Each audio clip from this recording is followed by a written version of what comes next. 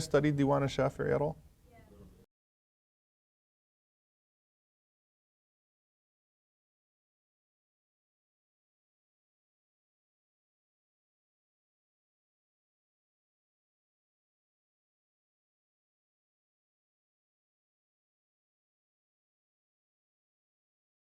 I think he was born in Palestine, right? Yeah. He's gonna. That's such a stuff. Sorry, you can get your 2 seconds. 2 seconds.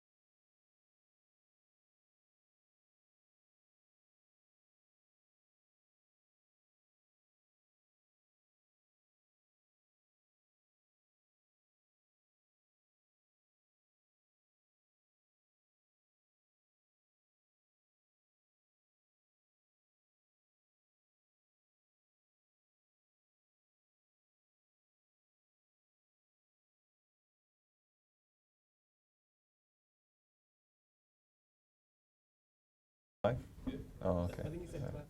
He said clap. I clapped. So. Okay. Assalamu alaikum wa rahmatullahi wa barakatuh. أعوذ بالله السميع العليم من الشيطان الرجيم بسم الله الرحمن الرحيم الحمد لله رب العالمين ولا عدوان إلا على الظالمين والعاقبة للمتقين اللهم صل وسلم وبارك على عبدك ورسولك محمد صلى الله عليه وسلم وعلى آله وصحبه وسلم تسليما كثيرا. I'm going to start off today inshallah ta'ala with a hadith that's narrated by Imam Ahmad rahimahullah ta'ala. It's a hadith that Imam Ahmad narrates in his Musnad that he says was about Shafi'i, that the Prophet sallallahu alaihi wasallam said, Allahumma hdi Quraysha. O Allah, guide Quraysh. فإن العالم منهم يسع طباق الأرض في الآخرين. اللهم اهدي قريش فإن العالم منهم يسع طباق الأرض في الآخرين. Which means, O Allah, guide Quraysh, for the science of the scholar that comes from them will encompass the entire earth. And in one narration, the Prophet ﷺ said that the first part of Quraysh tasted bitterness. Let the last part of Quraysh taste reward. And Imam Ahmad rahimahullah ta'ala, he says that this is talking about Imam al-Shafi'i, that the Prophet ﷺ was talking about an Imam al-Shafi'i rahimahullah ta'ala. And this is something that multiple scholars, and Imam al-Tirmidhi rahimahullah ta'ala, who also narrates this hadith, says that muntabiq ala Shafi'i, this is talking about Imam al-Shafi'i rahimahullah ta'ala. And Imam Ahmad rahimahullah, we're going to cover half of Imam Ahmad in al-Shafi'i anyway, because it's his teacher, and many of the narrations about al-Shafi'i are from Ahmad. He says, إِذَا سُئِلْتَ عَنْ مَسْأَلَةٍ لَا أَعْرِفُ فِيهَا خَبْرًا. He said, خَبَرًا, if I'm asked about a mas'ala, لَا أَعْرِفُ فِيهَا خَبْرًا, and I don't know the answer to it. And خَبَرًا here means a hadith. I don't have a hadith to answer that question. And then he says, what's that? Mas'ala. If I'm asked about a question and I don't know a hadith to answer it with. Imam Ahmad rahimahullah saying, if I'm asked a question and I don't know a hadith to answer with, he says, أخذت فيها بقول الشافعي لأنه إمام عالم من قريش. He said that I always take the opinion of a Shafi'i because a Shafi'i is a scholar and he's the Imam from Quraysh. So Imam Ahmad rahimahullah used to refer to him as the Imam from Quraysh that the Prophet sallallahu alaihi wasallam was speaking about. Also, Rasulullah ﷺ mentioned that within every 100 years, Allah subhanahu wa ta'ala sends at the head of that 100 years, at the head of that century, a mujaddid, a reviver, who would revive something, renew something of the religion for the people. And almost unanimously, the scholars say that the first one was Omer ibn Abdul Aziz, and the second one was Shafi'i. In fact, Ahmad rahimahullah, he was asked, are you the mujaddid? You know, subhanAllah, Imam Ahmad rahimahullah also can make that claim, right? That he was possibly a person who renewed and revived the religion. And some other scholars said it was actually Ahmad. But Imam Ahmad said, La wallahi fahuwa Imam Quraysh. He said, no, I swear by Allah, it's the Imam of Quraysh, it's Imam al-Shafi'i. That Imam al-Shafi'i was the mujaddid of the century. So this is a man, subhanAllah, that has gained, like everyone else, the respect of everyone, all of his peers, all of his students. And he has the fortune of being sandwiched in between two of the Imams. And what that means is, his teacher is Imam Malik, his student is Imam Ahmad. Sheikh Muhammad Amin al-Shanqiti, rahimahullah ta'ala, he used to say, Aina Ahmadi wa Aina Maliki, hatta akun ana Shafi'i. Right? Because if you have a teacher like Imam Malik and you have a student like Imam Ahmad, you're set. So he's sandwiched in between two of the great four Imams. He's the student of one of them and the teacher of the other one. Now, when a Shafi'i, rahimahullah ta'ala, when we talk about him, his lineage is the richest of them all. Okay, so his lineage actually goes back to one of the Sahaba. And this Sahabi, his name was As-Sa'ib ibn Ubayd al-Hashimi. As-Sa'ib ibn Ubayd al-Hashimi. This is Imam al-Shafi'i rahimahullah's grandfather. As-Sa'ib is Imam al-Shafi'i's grandfather. He was one of the cousins of the Prophet sallallahu alaihi wasallam, and he had an extreme resemblance to the Prophet sallallahu alaihi wasallam. Physically, his appearance was like the Prophet ﷺ. From far away, if you saw him, you thought he was Rasulullah ﷺ because of how much he resembled the Messenger ﷺ. As-Sa'ib was fighting against the Muslims on the day of Badr, and he was captured on the day of Badr, and he ransomed himself. When the Prophet ﷺ told the prisoners to ransom themselves, he ransomed himself, and then as soon as he ransomed himself on the day of Badr, he said, Ashhadu an la ilaha illallah wa ashhadu anna Muhammadan Rasulullah. So he became a companion. He actually accepted Islam on the day of the Battle of Badr. And that's the grandfather of Imam al-Shafi'i, rahimahullah ta'ala. And Imam al-Shafi'i was born in the year 150 after Hijrah. Now I don't expect you guys to remember this, but one great Imam died in that year of 150 after Hijrah. And that was Imam Abu Hanifa, rahimahullah ta'ala. So the same year that Imam Abu Hanifa passed away was the same year that al-Shafi'i was born. In fact, to make it even more amazing, there's a narration from Al-Rabi' ibn Suleiman. He said that the same day that Imam Abu Hanifa died was the birthday of Imam al-Shafi'i. Allah took one and He gave another. Subhanallah. I mean, just think about how amazing that is. So this is a very interesting correlation already. And that's why you see on this chart even that Abu Hanifa and al-Shafi'i are right at each other. So he was born into the turbulent times. But Imam al-Shafi'i rahimahullah ta'ala was not born in Iraq. He wasn't born in Medina. Imam al-Shafi'i rahimahullah ta'ala is from Gaza. He's from Palestine. He was born in Gaza. And in a particular area of Gaza which is called Asqalan. Asqalan is modern day Gaza, but Gaza was a bigger place. Asqalan was a specific place in Gaza. And Gaza was called Gaza to Hashim. The meaning of the word Gaza, by the way, is Gaza to Hashim. It's the place of Hashim because the great grandfather of the Prophet ﷺ, Hashim, they are all Banu Hashim, he actually died in Gaza. Okay? He was on a business trip to Gaza. And he died in Gaza, and we ask Allah subhanahu wa ta'ala to liberate it. It's a great land, it's a rich history. May Allah liberate all of Palestine, but Gaza has a very rich history like many of the areas of Palestine do. So he's born in Gaza, and his father is from Banu Muttalib. Banu Muttalib. Now, Banu Muttalib, if you remember in the boycott on Rasulullah ﷺ, there were two tribes that were boycotted, Banu Hashim and Banu Muttalib, because they're basically the same tribe. They connect from Abd Manaf, all right, the great-great-grandfather of the Prophet ﷺ from Abd Manaf, and they are cousins. And in fact, the Prophet ﷺ, he used to call them Dhawil Qurba, that they are our family. Banu Muttalib is like Banu Hashim. The Prophet ﷺ says, إِنَّهُمْ لَا يُفَارِقُونَ فِي الْجَاهِلِيَّةِ وَلَا فِي الْإِسْلَامِ. They never left us in Jahiliyyah, nor did they leave us in Islam. إِنَّمَا بَنُو هَاشِمْ وَبَنُو مُطَّلِبْ شَيْءٌ وَاحِدٌ. Verily, Banu Hashim and Banu Muttalib are one tribe, and Rasulullah ﷺ, he clasps his hands like this to show the closeness of Banu Hashim and Banu Muttalib. So he's related to the Prophet ﷺ.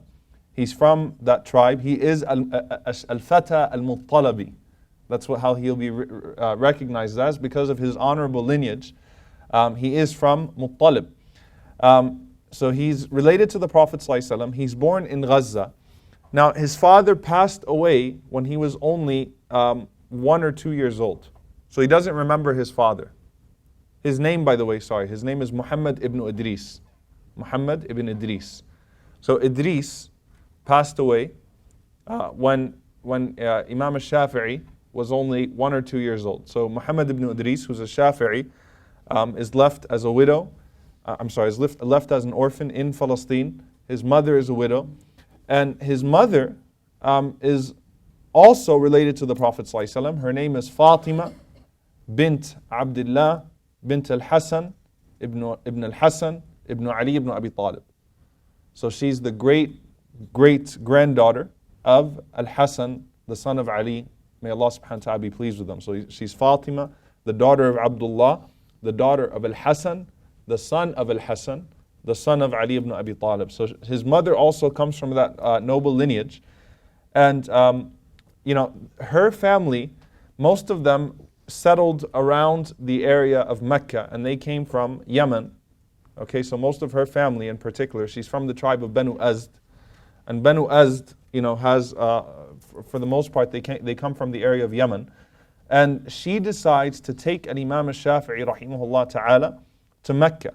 And when she was asked why, she said that she wanted to connect him to the lineage of Bani Hashim. She wants to take him back to his roots, and she wants to connect Imam al-Shafi'i, rahimahullah ta'ala, to his tribe, so that he can properly learn the religion. And subhanAllah, this is really an amazing thing. Ibn Hajar, rahimahullah, says she was a abida. She was a worshipper of Allah subhanahu wa ta'ala, sabira, a very patient woman, steadfast. She traveled with her 2-year-old baby. All she had was a Shafi'i, by sea, by land, all by herself. No help whatsoever. She took her baby and she made her way from Gaza all the way to Mecca. And Imam al-Shafi, rahimahullah ta'ala, he says that my mother said to me, and this is a beautiful mother, subhanallah. She said to me, Ya Muhammad, inna fuqara wa laysa lana mal. O Muhammad, we are poor people and we have no money. وَقَرَّرْتُ أَنْ لَا أَتَزَوَّجَ لِأَجْلِكَ. And she said, I've decided I'm not going to get remarried because I want to focus on you. So his mother actually never got remarried. She said, I just want to focus on you. She says, وَقَدْ نَذَرْتُكَ لِلْعِلْمِ فَعَسَى أَنْ يَجْمَعَ اللَّهُ بِكَ شَمْلَ هَذِهِ الْأُمَّةِ. She said, I've dedicated you to knowledge, hoping that Allah subhanahu wa ta'ala will bring about the greatness of this ummah through you, that Allah subhanahu wa ta'ala would combine essentially all of the great schools, all of the great ulama would combine their knowledge in you. This is the sincere dua of a mother and the sincere effort of a mother. A single mom takes a Shafi'i to Mecca, and they didn't have any money. She barely made it to Mecca, and she, basically a Shafi'i is in the same situation as the Prophet ﷺ in a way, in the sense that he has a very noble lineage, but he has no money whatsoever. So they go to Mecca. They get to Mecca, and his mother Fatima al-Azdiya, she sets up a little home. She connects with some of the relatives of her deceased husband, and they take care of the basic necessities for them. And she tells the Shafi'i to go and to find the halaqat. All right, now go find the classes. So Shafi'i, rahimahullah ta'ala, he goes and he starts sitting in the halaqas, and he had very beat up clothes. Right, he's very poor, and he doesn't have any money to pay to get into any of these classes. He doesn't give any money to his teachers, so he just goes in and he starts trying to sit in these halaqas, and he feels like no one wants to give him any attention. He feels like he's just being neglected because he's just a poor kid. Just imagine the scene. You have all these halaqas going around the haram and in Mecca, and then you have this poor child that no one knows that just comes and sits down and gets no attention whatsoever. So he went back to his mom and he said, I don't want to go to these teachers anymore. He says he said about the particular teacher that he was sent to, he says, إِنَّهُ يَتَجَاهَلُنِي. He's acting like I'm not even there. Right? He's completely ignoring me. And I have nothing to give him. I can't pay him. I can't, there's nothing I can do to make him start paying attention to me. So she said, the mother of a Shafi'i, Ya bunayya tahaya lil ilm. present yourself to knowledge. قال كيف? How am I supposed to do that, Ya Ummi? How am I supposed to do that?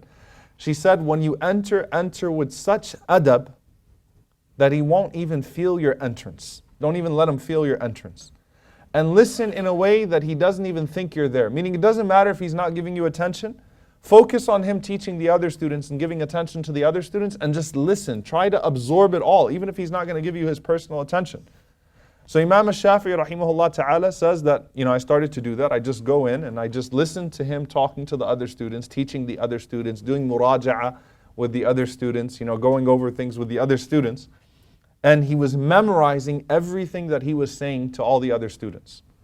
And he was memorizing the ayat. So for example, if he tells the student, go memorize Surah Ali Imran and come back, Imam Shafi rahimahullah ta'ala would remember which student he told to memorize Ali Imran, and he'll memorize Ali Imran from listening to the recitation. Then the students start to realize that Imam Shafi'i is just sitting there absorbing all of this. And Imam Shafi'i started to go to the students when the teacher would take a break, and he'd say that, the Shaykh told you to memorize such and such and such and such, and he'd go over it with him. So Shafi'i started to build his credibility with the other students. So when the teacher, would go on break, essentially Shafi'i was becoming the unofficial teacher of the majlis, and he was, a young child at that point, right? But he's becoming their unofficial majlis. So whenever the teacher of that majlis, he came back and he realized that Shafi'i was the one that was doing, that was going over with the students, and he was wondering why his students were all of a sudden getting better. Right? He was thinking it was him, but he realized it was the effect of this young boy, this little boy. He basically went to Shafi'i and he started to give him attention.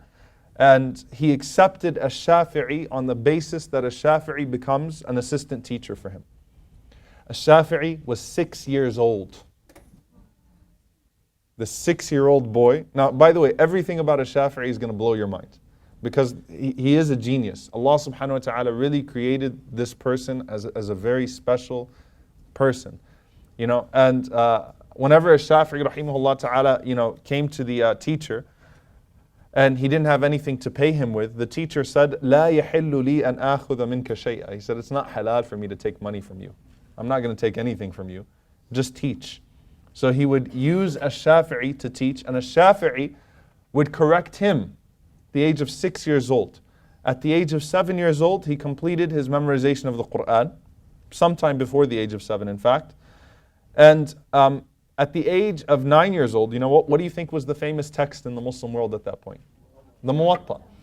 So Imam Shafi'i said that we were too poor for me to write down the Muwatta, or for me to copy the Muwatta from anyone. Essentially what they used to do is they'll take the Muwatta of Malik and you'll copy it down, or you'll have a professional copy it down, right? You'll go to the Kinko's of that time, or whatever it is, get it all copied, scanned, or whatever it may be, and then you take it yourself. And Imam Shafi'i says that my mother, and this is really, subhanAllah, it's amazing. He says that my mother, the way that I had paper, he said my mother would go to the dumpsters in Mecca and collect the old government papers. And she'd collect i'idham. My mother, she'd collect bones and papers and camel skins and leather and all kinds of things just for me to be able to write. And we couldn't afford ink. So she would ask the ministers as they were finishing, with their ink or whatever it is, if they could spare some ink for Shafi'i. So Shafi'i didn't have any money. His mother was collecting all of these, random scraps for him to be able to write on. So he wanted to memorize the Muwatta. He wanted to learn the Muwatta. So he asked some of the students if he could have it, and he couldn't afford to buy it. He couldn't afford to write it all down. So he asked one of the students, "Can I borrow your Muwatta? Can I borrow it from you?" And Imam Shafi'i took the entire Muwatta and he memorized it in 9 days. And he was 9 years old. He gave it back to him. 9 days he'd memorized the entire Muwatta. That's really not easy. That's extremely difficult. That's even more than the Quran, right, in terms of the difficulty of it. And his mother started to pursue the ulama on his behalf. Even actually his mother initiates the contact with Sufyan ibn Uyayna, a great scholar of the time. She initiates the contact with Imam Malik. His mother is the one that's going around basically while he's dedicating himself to these halaqat and going to these different ulama and asking them, to take in her son and to spend some time with him and things of that sort. Imam Shafi rahimahullah ta'ala, he's a 9-year-old wonder. I mean, it just doesn't make sense how This young boy has so much intelligence and so much eloquence. He had the most beautiful qira'ah of Quran. So, you know, back then, it's sort of like here, right? You got the young boy that has the amazing recitation of the Quran. You know, Imam al-Shafi'i was that boy. People would come to the house of al-Shafi'i just to hear him recite the Quran. He would be asked to open up al-majalis, to open up all gatherings and things of that sort with the recitation of the Quran. So he had that beautiful voice. But what did his mother really want him to focus on in the very beginning? She wanted him to focus on learning the Arabic language properly. So she actually told him to spend most of his time with the tribe of Al-Hudayl. And Hudayl is the tribe of Abdullah ibn Mas'ud radiallahu ta'ala anhu. Hudayl is a Yemeni tribe, and Hudayl was the tribe of Ibn Mas'ud, and they had the absolute, you know, most pure Arabic language of the time. So she tells us, Shafi'i, go and focus on learning the Arabic language properly. Shafi'i spent a total of 17 years, not only with them, but with learning Arabic from the Hudali tribe, learning Arabic from Hudayl. He spent 17 years learning it from them, learning the poetry, learning grammar, learning how to properly, you know, express himself, learning literature. And subhanAllah, that's why Shafi'i really, when it comes to the Arabic language, Shafi'i's language was so beautiful and so perfect that later on when he became an alim and he had his majalis and he had his gatherings, people that weren't even religious would come and attend his gatherings. And Imam al-Za'farani, he said that, you know, we would ask them, we're like, you guys aren't even interested in ilm. Like, who are these people that are coming to his lectures, to attend his lectures, that have no interest in knowledge whatsoever? They said, we just come here to hear his Arabic.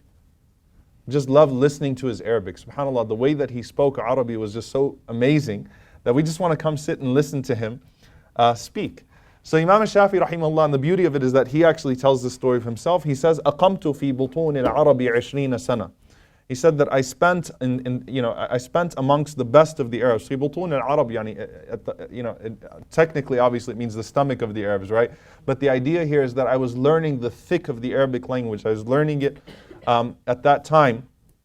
And he says, أخذ أشعارها ولغاتها, that I was learning all of its poetry, and I was learning all of its dialects, and I was learning all of its languages. So he learned all of the different dialects of the Arabic language, and he learned all of the different ways to speak. And he says that I mastered seeking knowledge, and I mastered horse riding, and I mastered archery. Throwing arrows, rami. Okay? So he says, كانت نهمتي في الرمي وطلب العلم. He said that I was, an expert, or I had a desire to learn and to throw arrows, to basically get used to throwing arrows. He says, فنلت من الرمي حتى كنت أصيب من عشرة.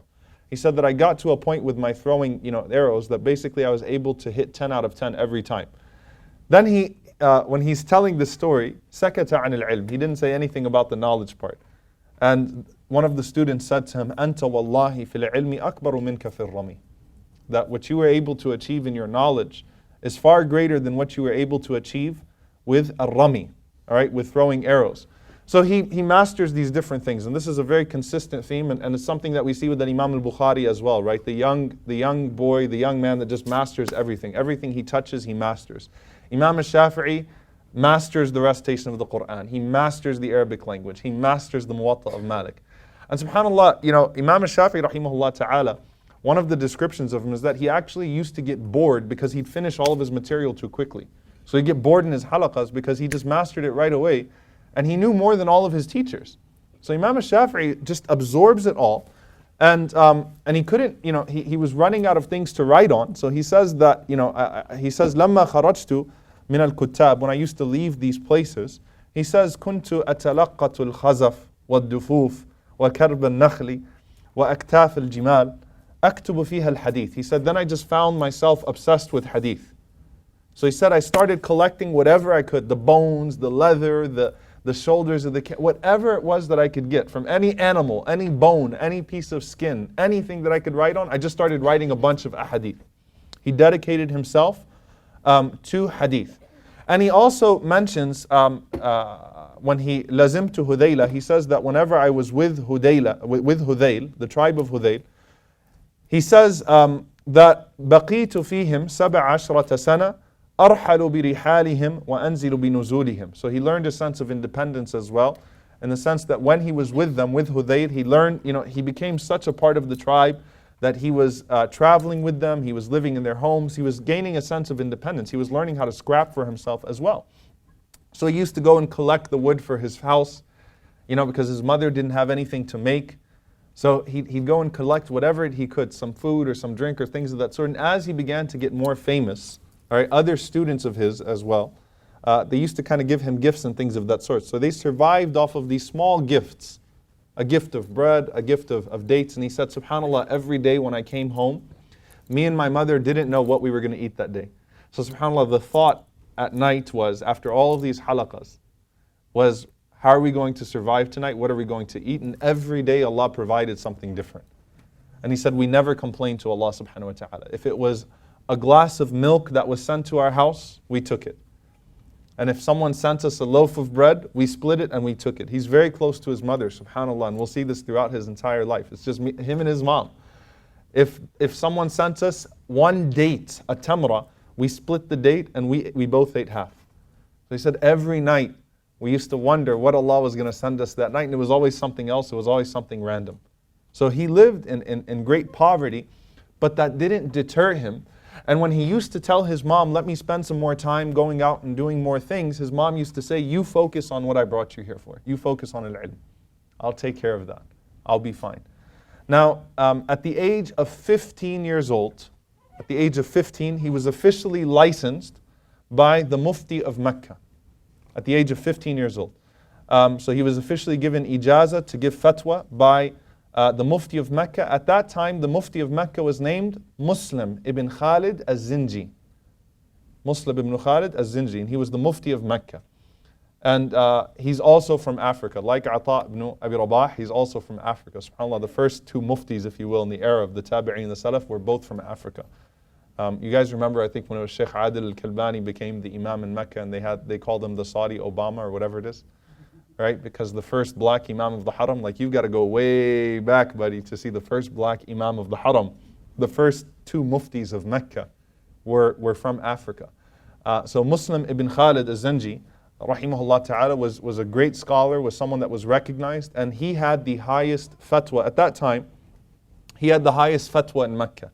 And he licensed an Imam al-Shafi rahimahullah ta'ala in the Haram to give fatwa at the age of 15 years old.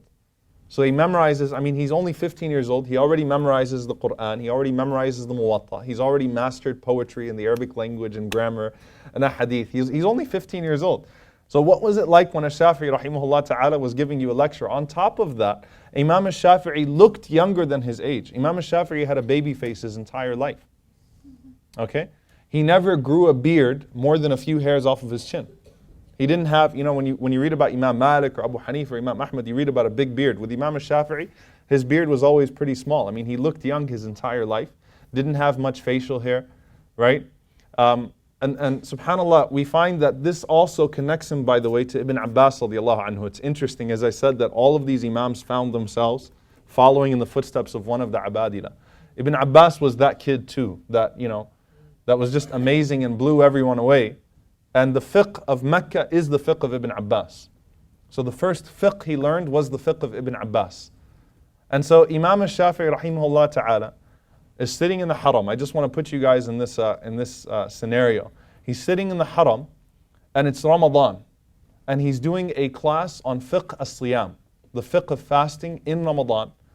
And while he's in this class, he takes his water and he starts sipping his water. And they're like, that makes no sense whatsoever, right? How is it possible that this man is drinking water while teaching us the fiqh of fasting in Ramadan? So they asked him, they said, what is it, how is it, ya Imam, how is it that you're drinking water? He says that, I still haven't reached my puberty yet. I'm not baligh yet. And he said that it's hot outside and I find it difficult to teach you guys for all this time while not drinking water. Can you imagine in the Haram, Imam al-Shafi'i, a boy who hasn't reached puberty, teaching the kibar of Mecca, teaching the elders of Mecca fiqh of fasting, and I just got tired because it's hot, and I just wanted to drink some water. And subhanAllah, Shafi'i learned something there, by the way. He had a policy which was never ask him his age. if you asked a Shafi'i his age, he told you to mind your own business. Okay? And this actually happened in this one, and it seems in this majlis that someone said to him, how old are you? He said, istaqbil ala sha'nik, mind your own business.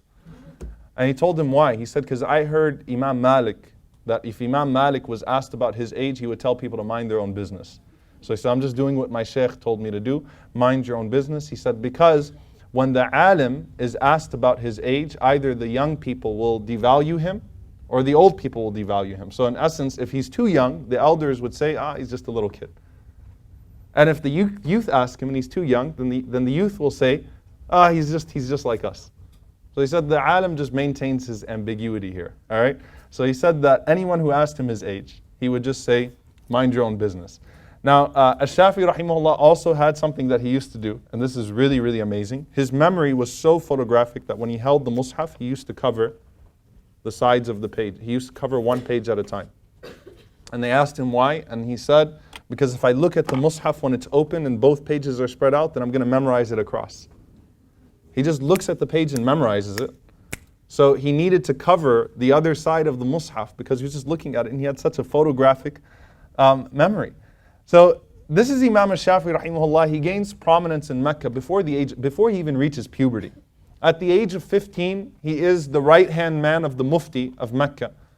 And at that point, as he's in Mecca, he says that فَلَمَّا رَجَعْتُ إِلَى مَكَّةَ جَعَلْتُ أَنْشُدُ الْأَشْعَارَ وَأَذْكُرُ الْآدَابَ وَالْأَخْبَارَ وَأَيَّامَ الْعَرَبِ. He said that when I was in Mecca, as I was in Mecca and when I was with Hudayl and these types of things, he said, I learned the poetry of the Arabs, I learned the literature of the Arabs, I learned the history of the Arabs, Ayyam al-Arab, I knew all of the history of the tribes, al-Ansab, the lineages and things of that sort.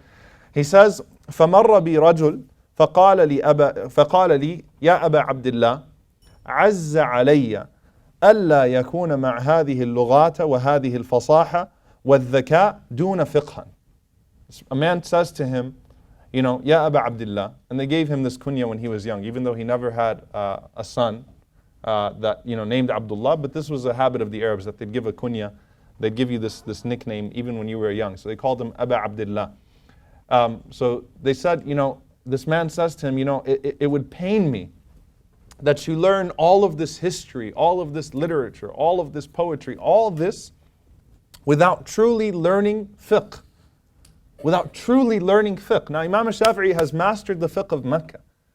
So the man says to him, the man says this to him, and Imam Shafi'i says, فَمَنْ بَقِيَ نَقْصُدْ. Wait, who else are we supposed to seek? Like, I've already done everything I had to in Mecca. I've already got this down. فَقَالَ لِي مَالِكِ ibn Anas. He said to me, if you really want to learn fiqh, you need to go to Imam Malik rahimahullah. He says, فَوَقَعَ ذَلِكَ فِي قَلْبِي. That penetrated my heart. And so at the age of 23 years old, he goes to Medina. All right, so this is the year now, 173 after Hijrah. He goes to Medina. And he's been told all of these amazing things about Imam Malik rahimahullah, and everyone's put in his head that Malik is who Malik is, and he's afraid of Malik before he even meets him. He hears about the hayba of Malik, the demeanor of Malik, how difficult it is. So he says, before I go there, I want to make sure I have the Muwatta completely memorized. So he does muraja' of the Muwatta, so that when he goes to Imam Malik, he can say, look, I've memorized the Muwatta. His mother, she actually starts to sell all the little possessions that they had in Mecca. So subhanAllah, his mother's still with him. She sells everything that they have, the house, the small belongings that they have, so that they can make their way to Mecca. And his mother goes to the Amir of Mecca, the governor of Mecca, and says, write a letter to the Amir of Medina to say to Imam Malik rahimahullah ta'ala that this young boy is special and that you should take him in and so on and so forth. So I want a letter of recommendation. But he doesn't just want a letter of recommendation from the Amir of Mecca. He wants it to go from the governor of Mecca to the governor of Medina, and then the governor of Medina to go with him to Imam Malik. That's how afraid he is of Imam Malik. Like that's how, and his fear really was being turned away from Malik. Like we sell all this stuff in Mecca and we make this journey, and then Imam Malik turns us away. Now what's the problem? Imam Malik does not like the governors getting involved in ilm, in knowledge. And we talked about his attitude with the governors yesterday. Imam Malik doesn't tolerate the nonsense of the governors. So you can imagine that when Imam Malik is sitting and he has the governor of Medina come on behalf of someone with a letter from the governor of Mecca, Imam Malik thinks this is just some entitled brat, right? I don't want anything to do with this, and I'm not going to let you guys interfere, right? So Imam Shafi'i thinks this is going to work, right? So he's memorized the Muwatta, he's ready to go. So they go to Medina, and the ruler of Medina, he gets the letter from the ruler of Mecca.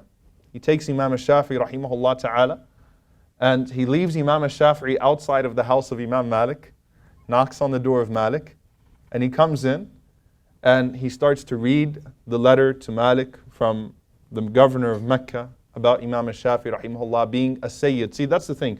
They pressed on the lineage piece of this, which is the wrong thing to do with Imam Malik. That doesn't impress Malik. Say he's from the family of the Prophet ﷺ, he's Muttalabi, he's from Abd Manaf, he's related to the Messenger ﷺ, and so on and so forth. That doesn't impress Malik. What impresses Malik is the knowledge piece. This letter was just mentioning, that this boy is from a special tribe and things of that sort. So Imam Shafi'i is sort of, listening in from the back, and once the governor finishes reading the letter, he hands it to Imam Malik. Imam Malik crumbles it, throws it to the side, and he says, Subhanallah, أَوَسَارَ عِلْمُ رَسُولِ اللَّهِ صَلَّى اللَّهُ عَلَيْهِ وَسَلَّمْ يُؤْخَذُ بِالْوَسَائِلِ. He said, Subhanallah, have we reached a position where the knowledge of the Prophet ﷺ is only taken through the connections, through wasta? Wasa'il, today they say wasta in the Arab world, right? You've got to know the right people. It's not about what you've accomplished.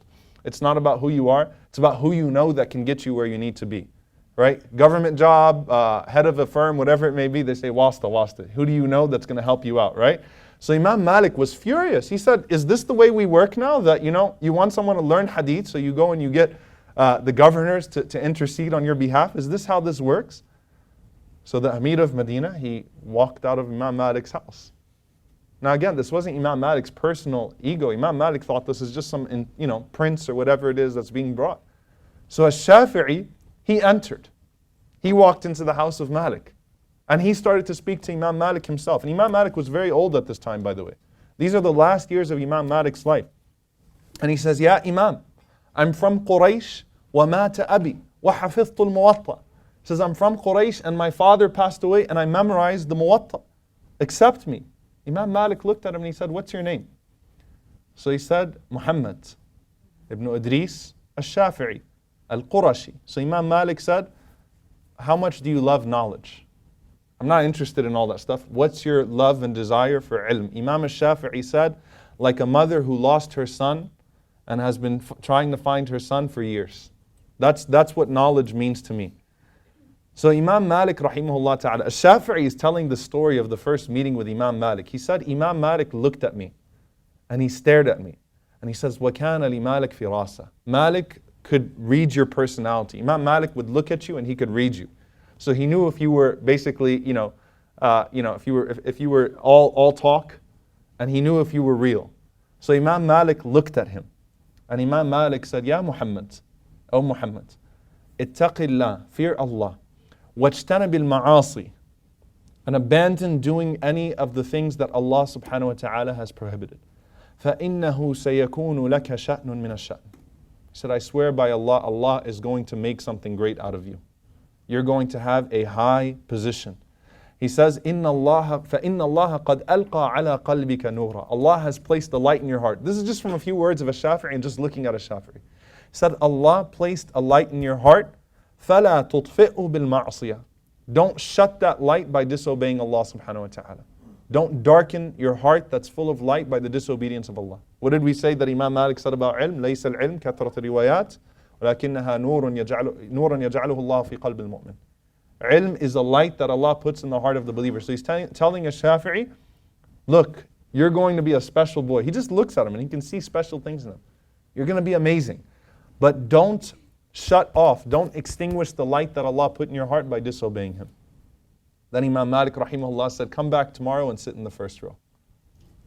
Go home and come back tomorrow and sit in the first row. So this shows you Imam Malik as well. He didn't want to hear all that nonsense about lineage and Amir of Mecca and Amir of Medina. That doesn't impress Malik. He looked at Imam al-Shafi'i and he saw in the eyes of a Shafi'i something special. And he was able to say that.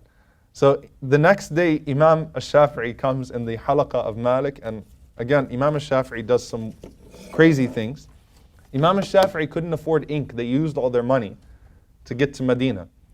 So Imam al-Shafi'i during the lecture is going,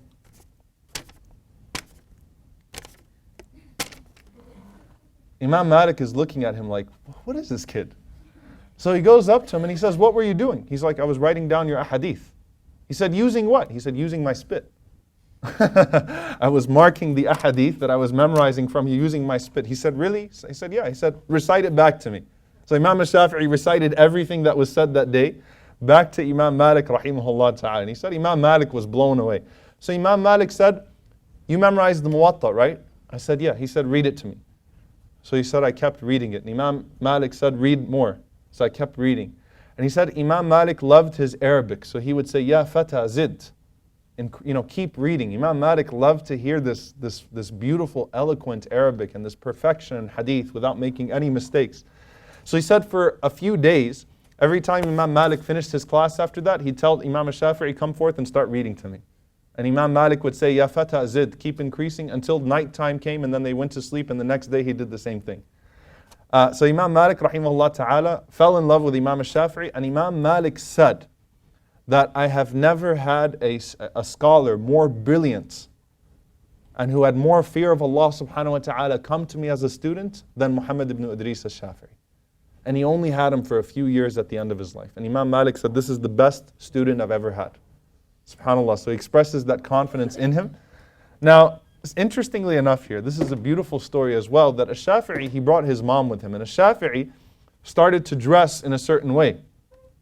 All right, because again, in the halaqah of Imam Malik, you're going to dress a certain way. So al-Shafi'i starts to wear, the turban and so on and so forth. And he comes to his mother, and he knocks on the door, and his mother answers the door, and she says to him, Bima ji'ta. What did you bring back with you? Meaning spending this time with Imam Malik. So he said, Ji'tu bil ilmi wal adab. I've come to you with knowledge and manners. I've learned knowledge and manners from Malik. She said, Irja' lam tajitni bi shay. She said, go back, you did not come with anything. So Imam al-Shafi'i goes to Imam Malik now, like, I went to my mom and she said to me, what did you come with? And I said, al-ilm wal-adab, knowledge and manners. And she said, you haven't learned anything. So Imam Malik rahimahullah said, go back to her again. And when she asks you what you came with, say, ji'tu bil-adabi wal-ilm. I've come back with good manners and with knowledge. Why? Because Imam Malik remembers that his mother used to say, اذهب إلى ربيعة فخذ من أدبه قبل علمي. When his mother used to put the turban on him, she would say, go to Rabi'a and learn from his manners before his knowledge. Ash-Shafi'i's mom is just like Malik's mom. So Malik says, try this. Ash-Shafi'i goes back to his house. He says, what did you come with? He says, al-adabi wal-ilm. Good manners and knowledge.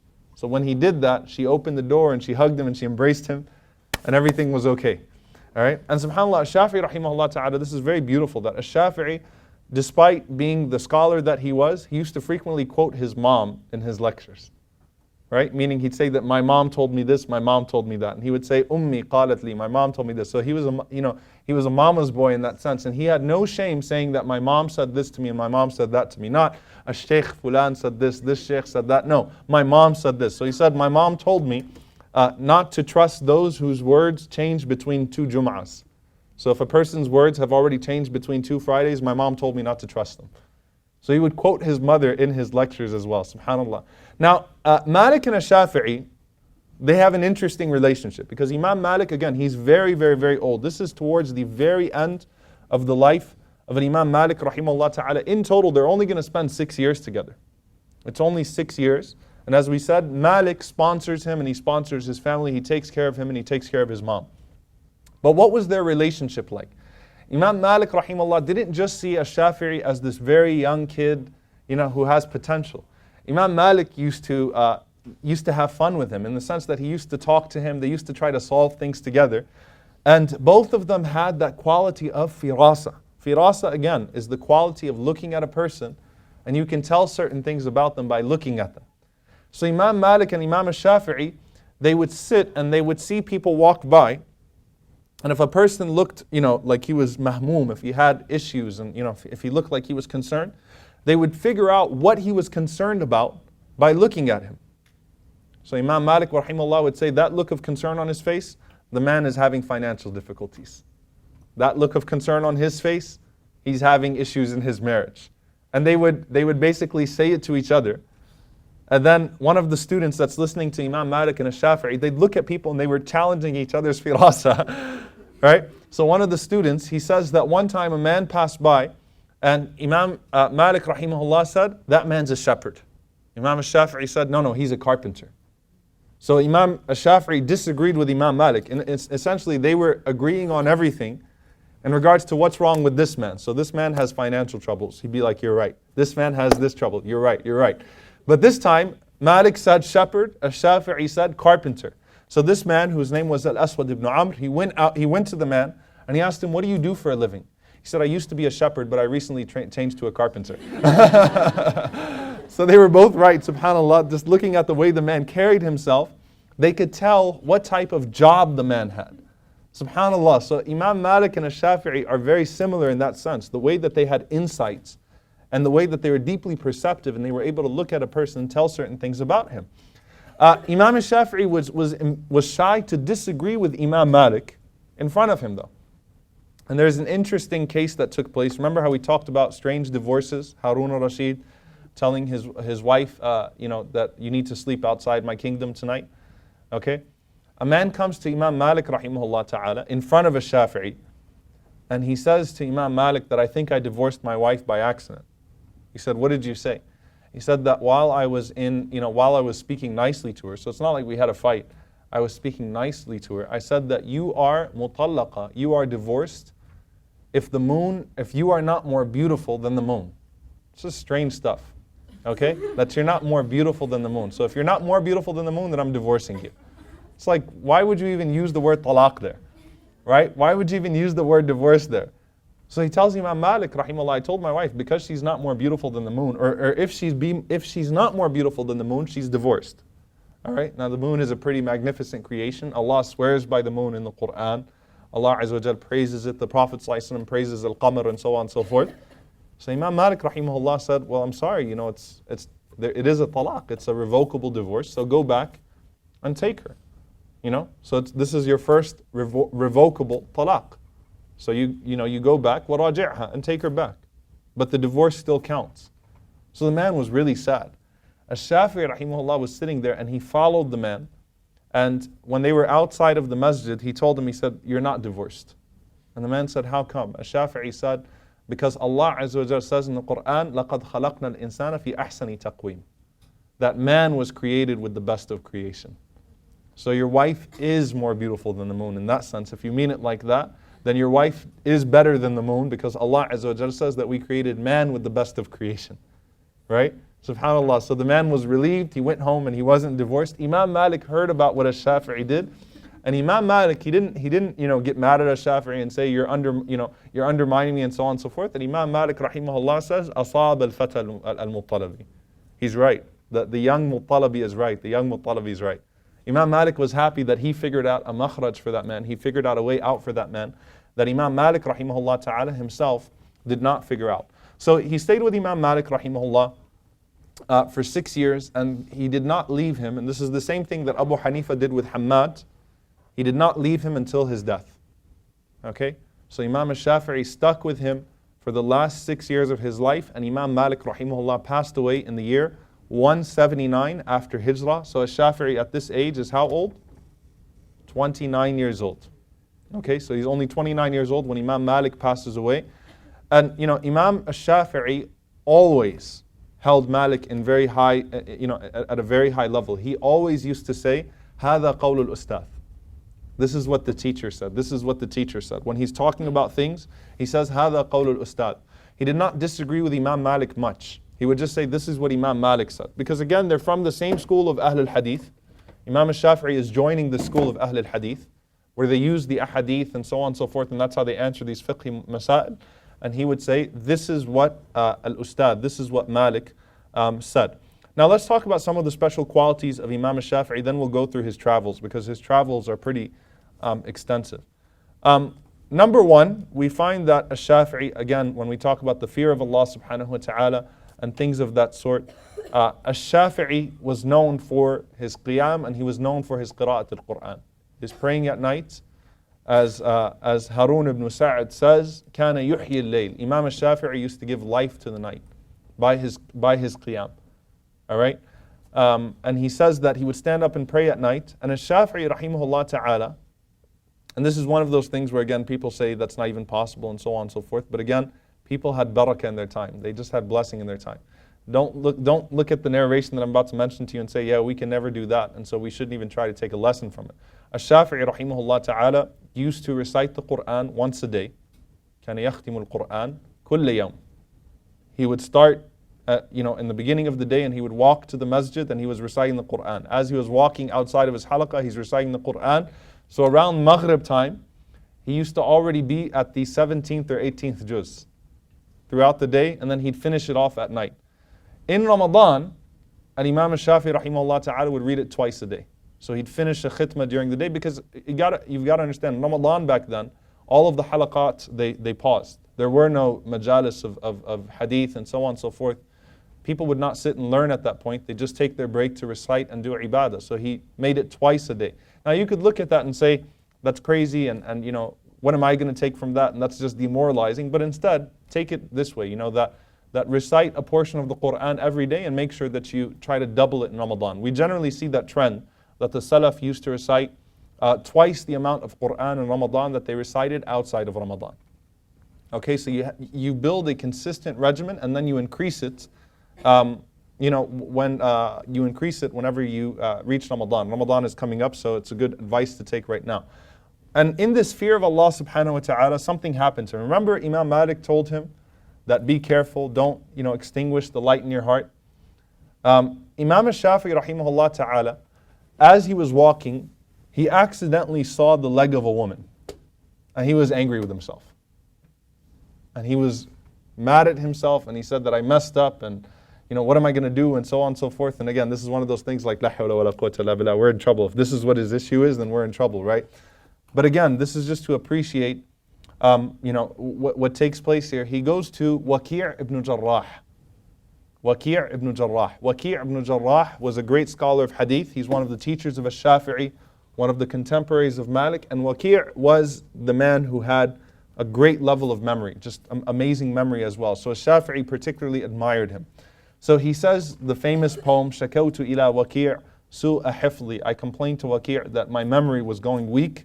فأرشدني إلى ترك المعاصي. And so he told me to stop sinning. وأخبرني بأن العلم نورا. And he told me that knowledge is a light. وَنُورُ اللَّهِ لَا يُعْطَى or لَا يُهْدَى لِعَاصِي. That the light of Allah subhanahu wa ta'ala will not be given to one who is disobedient to Allah subhanahu wa ta'ala. So this was all based on this one incident of him seeing something that he didn't want to see. So this shows you that they connected their knowledge to their ibadah. They connected their knowledge to their worship, and they saw that disobeying Allah subhanahu wa ta'ala affects your memory. It could actually ruin your knowledge and spoil it. What were some of the manners of a Shafi'i? Okay? Imam al-Shafi'i rahimahullah ta'ala did not like arguing. He didn't like raising his voice. He didn't like dignifying the comments that were made towards him. We're going to see that a lot of people were jealous of him. A lot of people were jealous of al-Shafi'i. Why? Because everywhere he went, he blew the people away. And the people forgot their own scholars and they went to him. And the people started questioning their own madhahib. Okay, so if he went to a place that was dominated by the Hanafi school, he was converting them to Shafi'is in the sense that he was changing their perspective on things. Even with Imam Malik rahimahullah ta'ala, with the few disagreements he had with Malik, they were leaving the approach of Imam Malik rahimahullah and they were going to his school. And so a lot of people like to argue with him, and he used to say that arguing in matters of ilm, it hardens the heart and it places hiqt, it places malice in the heart. So he says, I don't bother myself in argument.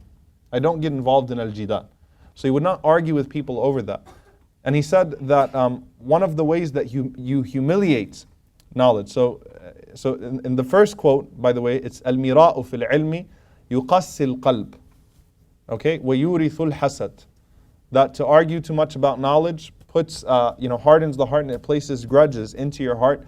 And he also said that whenever you argue about knowledge, he says, من إذلال العلم أن تناظر كل من ناظرك. He says that one of the ways you humiliate knowledge is that you debate with everyone that wants to debate with you. You argue with everyone that wants to argue with you.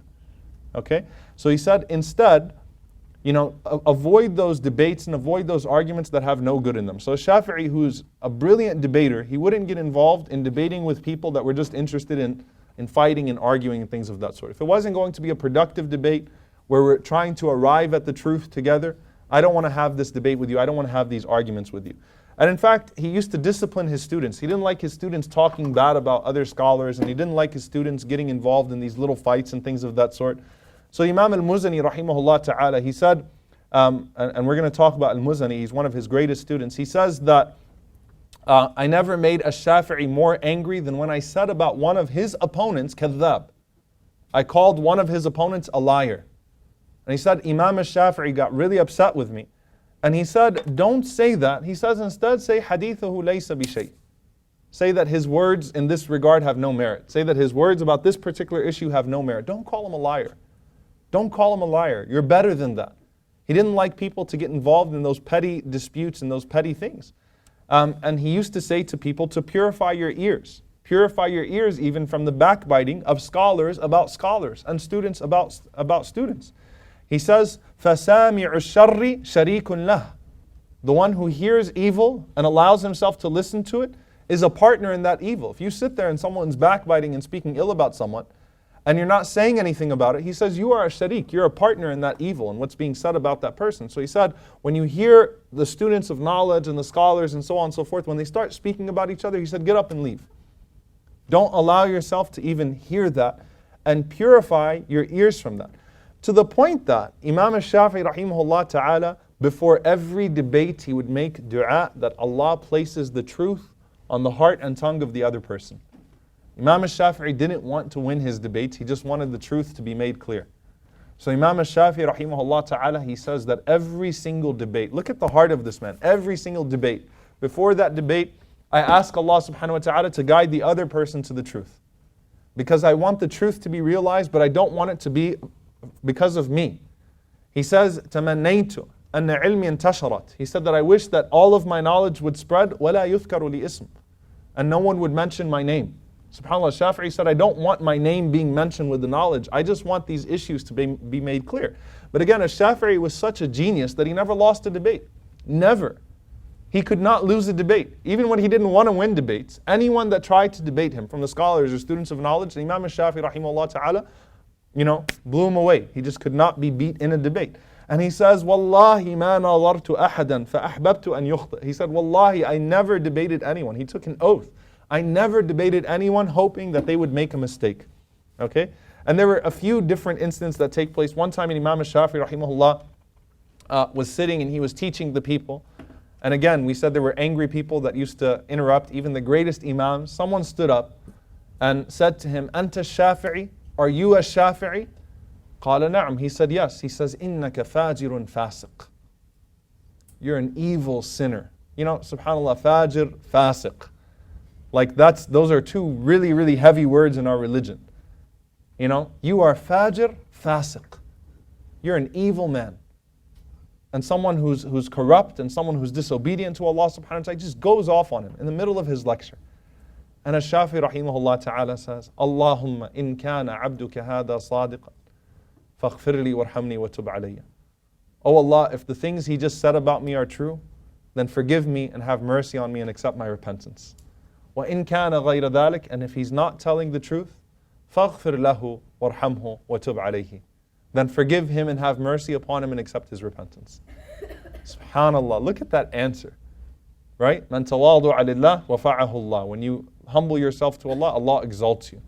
He could have responded back at that man and thrown poetry at him that he wouldn't even understand. He could have cursed him out in the Arabic language and he wouldn't have even understood it, even though he's an Arab. Shafi rahimahullah says, I'm not going to go there.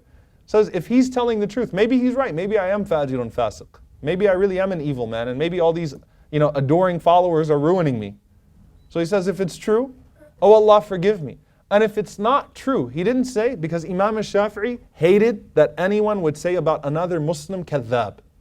that he's a liar. Even in hadith circles, which sometimes it's necessary to say kadhab, that he's a liar, Imam al-Shafi'i hated using the word kadhab. So he didn't say, oh Allah, in kana kadhiban, the way he said in kana sadiqan. If he's, he said if he's truthful, but then instead of saying if he's a liar in the second sentence, he said if he's not telling the truth with what he just said, then forgive him and have mercy upon him and accept his repentance. And then finally, subhanAllah, we find that one time in Imam Shafi rahimahullah ta'ala, he got into a debate with a man by the name of Abu Musa. And Abu Musa was a great scholar. And Imam Shafi rahimahullah, essentially, not only did he win the debate, but he really won the debate. The guy was left stunned. And Abu Musa got up and he left without saying salam. And Imam Shafi'i, he went running after him and he held his hand. And he said, Ya Aba Musa, ألا يستقيم أن نكون إخوانا وإن لم نتفق في المسألة. He said, can't we be brothers even if we disagree about this issue? Look at this adab. Can't we be brothers? Do we really have to fight like this? Can't we be brothers even if we disagree on an issue? And he held his hand back and he brought him to the masjid and he put him back in his chair and he said, hadith tullaba, go ahead and speak to your students now. I wasn't here to humiliate you or to put you down when we're debating this issue. That wasn't my intention here. One of his children says, ما سمعت أبي, about Imam al-Shafi'i, يناظر أحدا قط وهو يرفع صوته. He said, I've never heard my father raise his voice in a debate. Imam al-Shafi'i was intelligent, skilled, eloquent, very calmly used to address issues. He would not win his debates by shouting down the other opponents. All right? But again, the jealousy grows. And there was a man in the haram, I want you to imagine this, in Medina, who was making dua, all right, out loud, and even in his sujood. The narration, what it says here, that this man was putting his face on the ground, and in his sajda, he's making dua out loud. So everyone's hearing him making dua and sajda, and he's in Medina. And listen to what he was saying. He's saying, Allahumma amit al-Shafi'i. Oh Allah, kill al-Shafi'i. And listen to his reasoning. He says, حَتَّى لَا يَذْهَبَ عِلْمُ Malik, so that people don't forget the knowledge of Imam Malik. So he's saying al-Shafi'i is ruining Malik's madhab now. He's taking Imam Malik's place and he's a hardcore Maliki. So he said, oh Allah, kill al-Shafi'i so that we don't lose the knowledge of Imam Malik rahimahullah. And he's saying it out loud in the masjid of the Prophet ﷺ in sujood. So Imam al-Shafi'i, he heard about this. And Imam al-Shafi'i says, and this is a poem, he says, تَمَنَّى رِجَالٌ أَنْ أَمُوتَ. He says that a man is making dua that I die. فَإِنْ أَمُتْ فَتِلْكَ سَبِيلٌ لَسْتُ فِيهِ بِأَوْحَدِ. He said, if I die, the man is going to die too. I'm not the only one that's going to die. He says, فَقُلْ لِلَّذِي يَبْغِي خِلَافَ الَّذِي مَضَى. He says, say to the one that is seeking that which is in the past. In essence, he's trying to salvage something that came from the past and things of that sort. And Imam al-Shafi'i is not interested in challenging Imam Malik. It's his sheikh. He says, تَهَيَّأَ الْأُخْرَى مِثْلَهَا فَكَأَنْ قُدِي.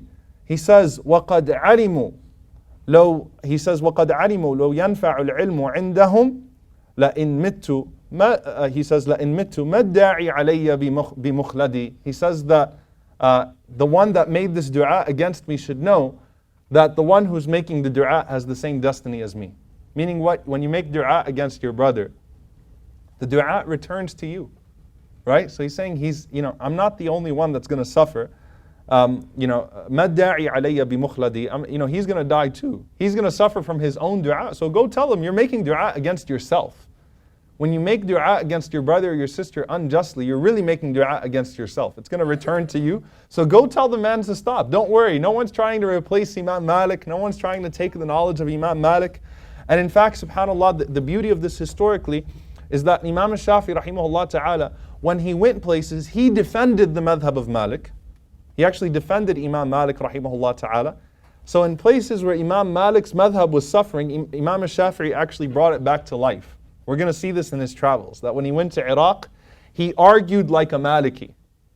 All right? He said that, this is what Imam Malik said because they were arguing against Imam Malik's aqwal. But Imam Shafi'i rahimahullah he felt that it was no point to get into these arguments and these silly debates. And there's also a poem that he says, يُخَاطِبُنِ السَّفِيهُ بِكُلِّ قُبْحٍ. He says that the ignorant, speaks to me with with vile words. He increases, he speaks so rudely. He says, فَأَكْرَهُ أَنْ أَكُونَ لَهُ مُجِيبًا. He said that I would hate to dignify his qubh, his disgust, with an answer. Do you guys already know this poem or something? Just the short part? Okay. He says, so what's the last two things then? Before Yazidu. Before Yazidu. Before Yazidu Safahatu, that's the last line. Or is it كَعُودٍ زَادَهُ الْإِحْرَاقُ طِيبًا? That's the last part. Okay. Yazidu, now you guys confuse me. Yazidu Safahatu فَأَزِيدُ حِلْمًا. He says that he increases in his ignorance. Or you guys translate it for me. He increases in ignorance, so I increase. Okay, and what is the last part of it? كَعُودٍ. Okay, like incense. That the more that you burn it, the better it smells. Okay? Now all of you that are watching or that are watching the recording are like, what's going on there? Alright, so just a quick translation. The ignorant speaks to me ever so rudely, and I hate to dignify his response by answering him. Like an incense that increases in its beautiful aroma as it burns, or he says he increases in ignorance and I increase in forbearance. Like an incense increases in its beautiful aroma as it burns. So the more you burn me, the more beauty I'm going to show you. SubhanAllah. Now Imam Shafi rahimahullah ta'ala, he also he took a very public stance on two things. He said that, if you're going to advise me in public, don't expect me to listen to your advice. If you have a real advice to give to me, then give it to me in private. If it's going to be a public advice, then I'm not going to take it seriously, because your intention for that public advice is to expose and to humiliate. So if you want me to listen to your advice, then you come to me and you speak to me. Okay? What's another very famous poem about Shafi'i when it comes to speaking about other people? لِسَانُكَ لَا تَذْكُرْ بِهِ عَوْرَةَ امْرِئٍ. Do you guys know this one? Alright, take that, Bayina students, alright? لِسَانُكَ لَا تَذْكُرْ بِهِ عَوْرَةَ امْرِئٍ. Translate it. لِسَانُكَ لَا تَذْكُرْ بِهِ عَوْرَةَ امْرِئٍ. Don't use your tongue to mention the awra, the faults of others. فَكُلُّكَ عَوْرَاتْ وَلِلنَّاسِ أَلْسُنُ. You're covered in faults and other people have tongues. وَعَيْنُكَ إِنْ أَبْدَتْ إِلَيْكَ مَعَايِبًا. When your eye falls upon, in أَبْدَتْ إِلَيْكَ, returns to you a shame. فَدَعْهَا وَقُلْ يَا عَيْنُ لِلنَّاسِ أَعْيُنُ. دعها, leave it. وَقُلْ يَا عَيْنُ لِلنَّاسِ أَعْيُنُ. Basically shut it, leave it, and say, O people, other people have eyes too. Other people have eyes too. So other people have tongues and other people have eyes. So if you're going to engage in speaking ill about people and letting your eyes fall upon the shame of others, then it's going to come back to you. So don't try to humiliate people. Don't try to argue with people. And subhanAllah, this is what the Prophet ﷺ said when he guaranteed a home in Jannah, لِمَنْ تَرَكَ الْمِرَاءَ وَإِنْ كَانَ مُحِقًّا. The Prophet ﷺ said, I guarantee a home in paradise for the one that leaves argumentation even when they're upon the truth. And Imam al-Shafi'i, if he wanted to, he could humiliate everyone in his society. Every country he went to, he was superior to everyone there in knowledge and in debate. But al-Shafi'i, instead, using the adab that his mother wanted him to learn as a young child and what he learned from Malik, the manners that he learned, Imam al-Shafi'i rahimahullah ta'ala, he did not involve himself in those things. One thing about Imam al-Shafi'i rahimahullah ta'ala, by the way, as well, unlike Imam Malik now, he kind of has the more of the personality of Imam Abu Hanifa when it comes to his interacting with the people, and particularly his joking. So Imam al-Shafi'i used to joke throughout his majalis. Alright, he used to joke throughout his halaqas. This is not like his teacher, Imam Malik rahimahullah ta'ala. He used to give all of these funny analogies, and he used to give his students riddles and analogies all the time for them to try to figure things out. Now obviously, this is important to note here when it comes to jokes and these types of things. Some of them probably don't make sense anymore because it's lost in translation, it's lost in context and things of that sort. But the point is that a Shafi'i would constantly give these types of jokes. So one time a man told him, he said that a man sent his son and he told him to buy me some wood that's 30 yards long. Alright? So his son responded that its length is 30 and how wide should it be? How wide do you want the wood? Okay? So they're asking Shafi rahimahullah ta'ala, how do you solve this issue? What do you say? So Imam Shafi rahimahullah ta'ala, he says that the wood should be as long, or the wood should be as wide as my tragedy in having a son like you. Musibati feek. Okay? And the Shafi'i rahimahullah ta'ala, he said that and he started to laugh. So Shafi'i constantly gives them these riddles, he constantly gives them these issues, and even when he was sick, Rabi' ibn Suleiman said that Imam Shafi'i never left al-dhahak, he never left laughter, even when he was very, very, very sick. So he said that I went to him when he was sick, when he was very sick, and I said, قَوَّ اللَّهُ ضَعْفَكَ. May Allah strengthen your weakness. Now you guys realize the problem in the Arabic language here. قَوَّ اللَّهُ ضَعْفَكَ. And Imam Shafi'i is an expert in the Arabic language. So he said, Shafi'i started to laugh. And he said, you're trying to kill me. You're asking Allah to kill me. And he said, why? He said, no, قَوَّ اللَّهُ ضَعْفَكَ. May Allah strengthen you. He said, no, you're saying, may Allah strengthen the illness on me. You're trying to kill me. He said, instead say, قَوَّاكَ Allah. May Allah strengthen you against your sickness, against your weakness. So he says that he never left joking. He never left laughing. He had laughter. He had a very light-hearted, majalis, very light-hearted halaqas. And he said that, he would always start off his halaqas to get us awake, basically. He'd give us a riddle. Okay, so he'd give us these strange riddles just to wake us up, just to get us using our brains. Then when our brains were fully functioning, then he gets us into the hadith study. All right, so he wanted you to start using your intellect, using your intelligence, using your reason, and figuring things out. Otherwise, you're just going to be talking to a bunch of people that are looking at you like this. Right? So instead he woke him up that way. All right. He also, one time he was asked, how does Allah punish someone, or how does Allah punish fire with fire? How is Allah going to punish shaitan with fire when shaitan is made of fire? So Shafi'i, he told one of his students, he said, bring me some clay. So the student brought clay and he threw it at the guy. And the guy was like, why did you do that? He said, did it hurt you? He said, yeah. He said, what are you made of? All right, so, I just threw something at you that you're made of and it still hurt you. So don't ask those types of questions. Why are you worrying about that? If Allah wants to punish fire, Allah will punish fire with fire, just as Allah could punish you with you. All right, so Shafi'i had a very light-hearted way of dealing with his students. And there are multiple narrations of that sort. He also, subhanAllah, one thing about him is also his sadaqah. Very, very charitable man. And the only time they said that his face used to turn red was, out of embarrassment. So they said his face never used to turn red out of anger, but his face would only turn red when someone asked him for money and he didn't have any money to give them. Like he was so ashamed of himself that a beggar came to him or that someone was poor. And Imam al-Shafi'i himself didn't have much money to give to people. So that's the only time that he'd feel ashamed of himself. Okay? Now Imam al-Shafi'i rahimahullah, one thing that distinguishes him from the others, is his amount of travel. And this is also, you can trace the spread of his madhab to him in a way, because al-Shafi'i traveled the entire Muslim world. Right? He goes from all of these different places. So he's already come from Palestine. He's from Palestine. He goes to Mecca. He goes to Medina now. And in that situation now, he's going to start, as soon as Imam Malik passes away, rahimahullah, he's going to start journeying around the world. He didn't want to leave Malik while Malik was alive, because he knew Imam Malik was old, and he knew he had to benefit from whatever was left of Imam Malik, rahimahullah ta'ala. So for 6 years, he just stuck with Imam Malik, rahimahullah. And some historians, they say that he also traveled because Imam Malik was sponsoring him. So he actually had to go out and look for a job as well. Okay? One thing about him that's also very beautiful, back to his mom, Fatima al-Azdiya, he used to take her permission before every journey, even when he was an old man. All right, so he would go to her and he would ask her permission to travel from place to place, to show her that love and that respect. And the next part of his travel after Medina is going to come to the area of Najran. Najran. Now Najran is the border of Saudi Arabia and Yemen, modern day Saudi Arabia and Yemen. That's where Najran is. So it's in the Arabian Peninsula, and it's a town that has some history. It's even mentioned in some of the ahadith of the Prophet ﷺ.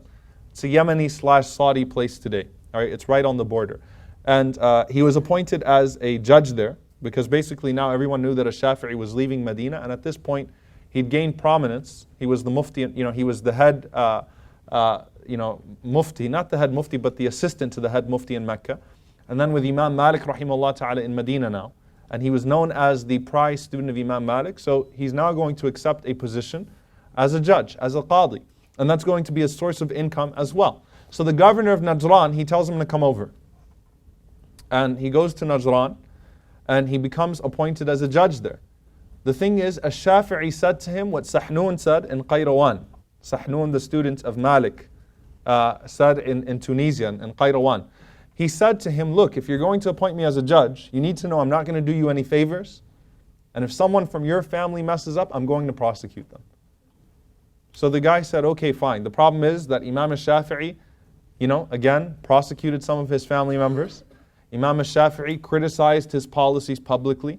So Imam Shafi'i drove him crazy because Imam Shafi'i was honest. He was a man of integrity, like he learned from Imam Malik. So this is the school of Imam Malik as well, the political influence that you can be a qadi, you can take your salary from the government, so long as you're going to maintain enough integrity to where you'll still criticize them when they make mistakes and things of that sort.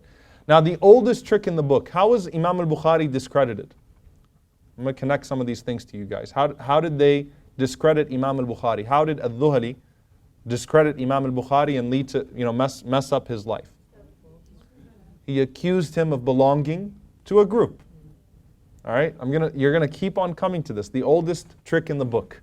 When you can't debate someone and when you can't beat them intellectually, you say that he's a closet this, he's a closet Wahhabi, he's a closet Salafi, he's a closet Sufi, he's a closet, whatever it is. All right, he really belongs to this group. And then if you really want to get dirty, he's a closet something outside of Ahl Sunnah wal Jama'ah. So he's really a Shi'i and he's hiding it. He's really from Mu'tazila and he's hiding it. This governor knew that the only way he could discredit Imam Shafi'i was that, and he knew that his people would not believe him. So this governor wrote a letter, and this is now in the year 184 after Hijrah. He wrote a letter to Harun al-Rashid, the Khalifa, and he said to Harun al-Rashid that Ash-Shafi'i is a closet Shi'i and he's planning a revolution against you. This is his way of discrediting him. Now the reason why that had merit to it is because there were 8 or 9 people in Najran that were actually Shi'i and planning a revolution against Harun al-Rashid, against al-Abbasiyah.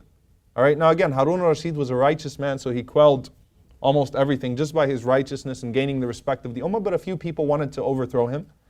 So the governor was already going to send those 8 people to Harun al-Rashid. So he arrests Imam al-Shafi'i and he sends him with those 9. So all of these people were tested, subhanAllah. He sends them with the rest of them.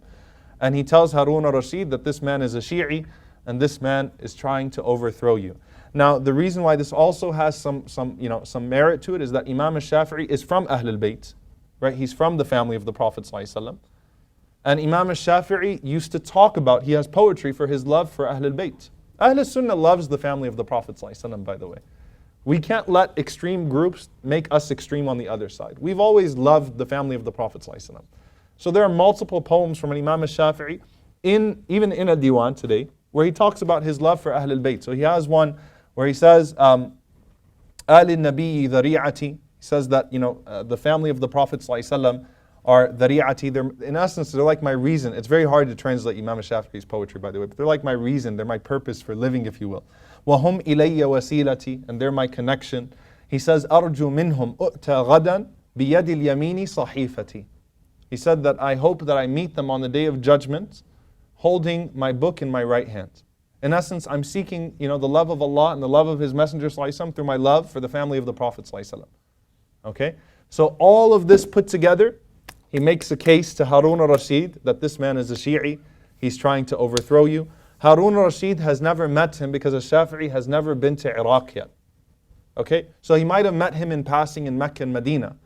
But the Khilafah al-Abbasiyah is based in Baghdad. Okay? So he sends him to Baghdad in chains. The first time he's going to meet Harun al-Rashid is going to be in chains with these 8 other people. And these 8 other people, they actually were planning a revolution. Al-Shafi'i, as he's in chains, he ends up in the court of Harun al-Rashid, and guess who's sitting in the court of Harun al-Rashid? Muhammad ibn al-Hasan al-Shaybani, the great student of Abu Hanifa, the second student of Abu Hanifa, who was also a student of Imam Malik. And he came back to Baghdad, and he became a qadi as well. He became a judge as well, and he codified the Hanafi madhab and so on and so forth, narrated the Muwatta. So Abu Hasan al-Shaybani sees him and he's like, whoa, this is a Shafi'i. So Ash-Shafi'i starts to speak, and Ash-Shafi'i gives this long, eloquent defense of himself. He mentions all of the family connections between Harun al-Rashid and him. All right, Al-Abbasiyah, because again, he's from Bani Muttalib. So he goes through all of the ways that our lineage meet and how we're brothers and I would never betray you. Then he starts to go through his love for Ahlul Bayt, but he says that this love is the same love that the Prophet ﷺ had when he held Al-Hasan wal-Husayn. And he said, oh Allah, love those who love them, and so on and so forth. He said it's the same love as that. Wallahi, it doesn't go further. He gives this long, eloquent defense of himself. Harun al-Rashid, rahimahullah, was very impressed by Ash-Shafi'i. And Ash-Shaybani calls Harun al-Rashid and he says, do you know who that is? He says, no. He says, it's Muhammad ibn Idris. He says, the one you told me about? He said, yeah. So he's already told him about Ash-Shafi'i. He knows Ash-Shafi'i. So he said, this man is a great scholar. He's a great alim. Don't punish him. Don't do anything to him. So instead, look at the qadr of Allah subhanahu wa ta'ala. Look at the decree of Allah subhanahu wa ta'ala. Harun al-Rashid, he says to him, not only are you free, he said, I want you to remain in Baghdad, and I want you to work with Shaybani. He says to Shaybani, khudhu ilayk. Take him with you, teach him, make him a judge, whatever it may be. I want to benefit from his wisdom, so I'm keeping you here with me in Baghdad. So it backfired on the governor of Najran that sent him to be killed, to be imprisoned. And Ibn Hajar rahimahullah ta'ala, he says that this was the greatest favor that was ever done to a Shafi'i. Because this was the first exposure he had to Madrasa to Ahl al-Ra'i, to the school of Abu Hanifa and to the school of the people of reasoning. This was his first exposure that would broaden his scope. And up until this time, he's only around Ahl al-Hadith, so he's only getting the exposure of Imam Malik rahimahullah ta'ala. And Imam al-Shafi'i used to say, Asa an takrahu shay' wa huwa khayrun lakum. He used to repeat the ayah of the Quran that you might hate something and it's better for you. He said, Wallahi, no one did a favor for me greater than that governor of Najran. Hina arsalani ila Baghdad. From the time he sent me to Baghdad, he said, I got a free ride.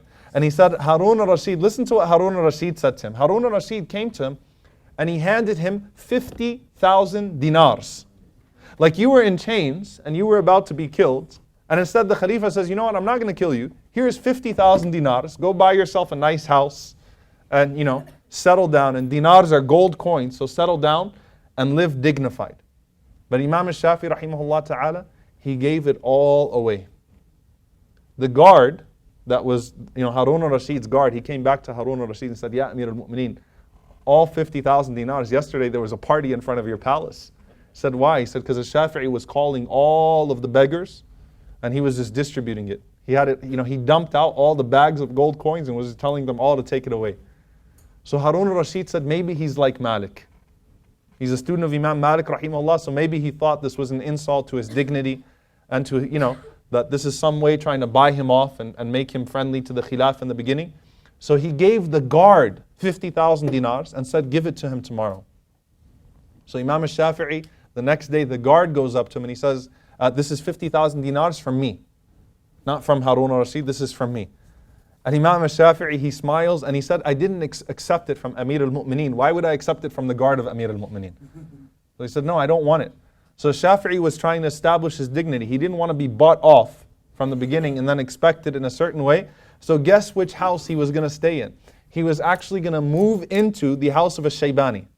You imagine, subhanAllah, the one who, one of the greatest students, the top two students of the Hanafi madhab, who studied with Imam Malik, who codified the Hanafi madhab, narrated the Muwatta, and now Ash-Shafi'i is living in his house. And that was for 3 years. He lived in the house of a Shaybani. And subhanAllah, Al-Khatib al-Baghdadi, he says that, you could hear their debates, their hiwar going into the late hours of the night. They would just constantly be debating. And he said that Ash-Shafi'i, for those 3 years in Iraq, in Baghdad, all he did was defend the methodology of Malik. So he was basically, because some of the students of Abu Hanifa got their exposure there, but he's now a student of Imam Malik that's in Baghdad. And he says that they used to, subhanAllah, they'd be traveling together.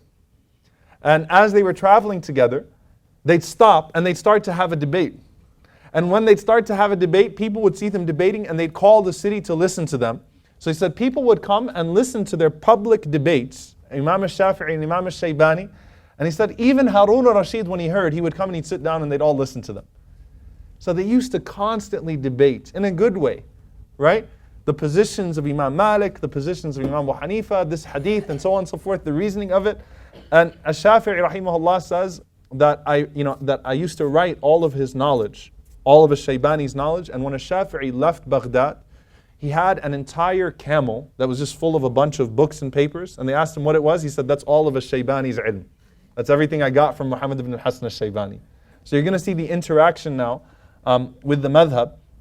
And this is the first time, even though he was debating, and you can kind of see here on this map, by the way, Imam, this is the new connection that we have from Muhammad ibn al-Hasan, okay, al-Shaybani, going to Imam al-Shafi'i now. So he learned from Imam Malik, and then he learned from Imam al-Shaybani. Al-Shafi'i said, this is where I gained an appreciation for Abu Hanifa's fiqh. Meaning before that, Imam al-Shafi'i was, very much so settled within the school of hadith, and he didn't really think too highly of the fiqh of Imam Abu Hanifa rahimahullah ta'ala. I mean, he respected him, but he didn't think too highly of his fiqh. He said, but while I was there for these 3 years, I gained an appreciation. I gained a love for Imam Abu Hanifa rahimahullah, and I gained an appreciation of his fiqh. And that's why Imam al-Shafi'i, when he used to lead the salah in Baghdad, he would lead it in the Hanafi way. SubhanAllah, look at the respect. He would lead it using the fiqh of Imam Abu Hanifa rahimahullah ta'ala, out of his respect for Imam Abu Hanifa rahimahullah ta'ala. And he said, كُلُّنَا عِيَال فِي الْفِقْهِ عَلَى أَبِي حَنِيفَةِ. We are all dependent children on Imam Abu Hanifa when it comes to fiqh. He gained a massive love and appreciation from Imam Abu Hanifa rahimahullah. So that's the year 183. Now the year 186. And realize, by the way, Shafi'i is still really, really, really young. He's not old. He comes back to Mecca now, the year 186. How old would this make him? 36 years old. He's still a very young man, but he's at this point in Mecca, he is almost unanimously the most famous scholar in the world. 36 years old, he's the most famous scholar in the world. And so when he gets back to Mecca in the year 186, and he has this huge load of books from Shaybani, and he studied the fiqh of Imam Malik rahimahullah ta'ala, everyone, when they heard he settled in Mecca, went and started to flock to Mecca and study with him. And amongst those that went to Mecca to meet him and to study with him, Imam Ahmad ibn Hanbal rahimahullah ta'ala. So Imam Ahmad met him for the first time in Mecca, studying with him and spending time with him and things of that sort. And Imam Ahmad rahimahullah said that I studied the Muwatta of Malik. I said this yesterday, but I'm going to repeat it. I studied the Muwatta of Imam Malik with 17 scholars. I was not satisfied until I studied it with a Shafi'i. That's when I was satisfied. That's when I really gained an appreciation for the Muwatta. So it's in Mecca that a Shafi'i starts his halaqah right next to the Kaaba. The halaqah of Imam al-Shafi'i was right next to the Kaaba in Masjid al-Haram. And all of the great scholars of the Ummah used to come and meet him and greet him in Hajj. And they respected him and they held him in high regard. And he stayed like this for 9 years in Mecca. Okay? Then in the year 195, after Hijrah, he returns to Baghdad. He goes back to Baghdad, he goes back to Iraq for another 4 years. All right, so he spent 3 years in Baghdad once, came to Mecca again for 9 years, goes back in the year 195 at the age of 45 years old, very good, to Baghdad.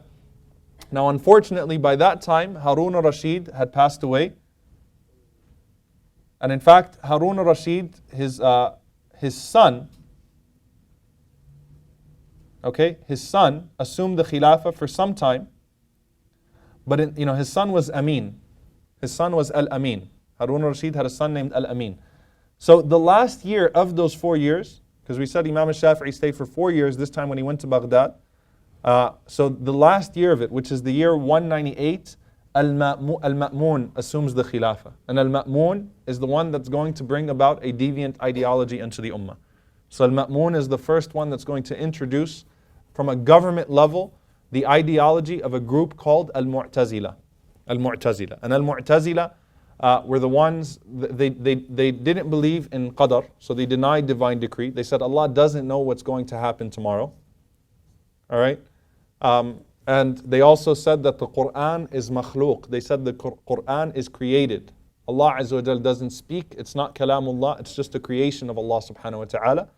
And they said that fa'ilul kabir, kafir, So they had some of the, they dipped into, they dabbled into the ideology of the Khawarij. So they said the one who commits a major sin is a disbeliever. They brought their deviant ideology, and Al-Ma'mun was the first one now from Al-Abbasiyah that was sold on it. All right? So when Al-Shafi'i gets to Baghdad, for the first 3 years, he's okay. Now, in these first 3 years, this is important now to understand what happens from the year 195 to the year 198. Imam Ahmad rahimahullah dedicates himself to Shafi'i. All right, he met him in Mecca, and now he's dedicating himself to Imam Shafi'i rahimahullah ta'ala. And it was during this period as well that the first book of Shafi'i is going to be written. All right.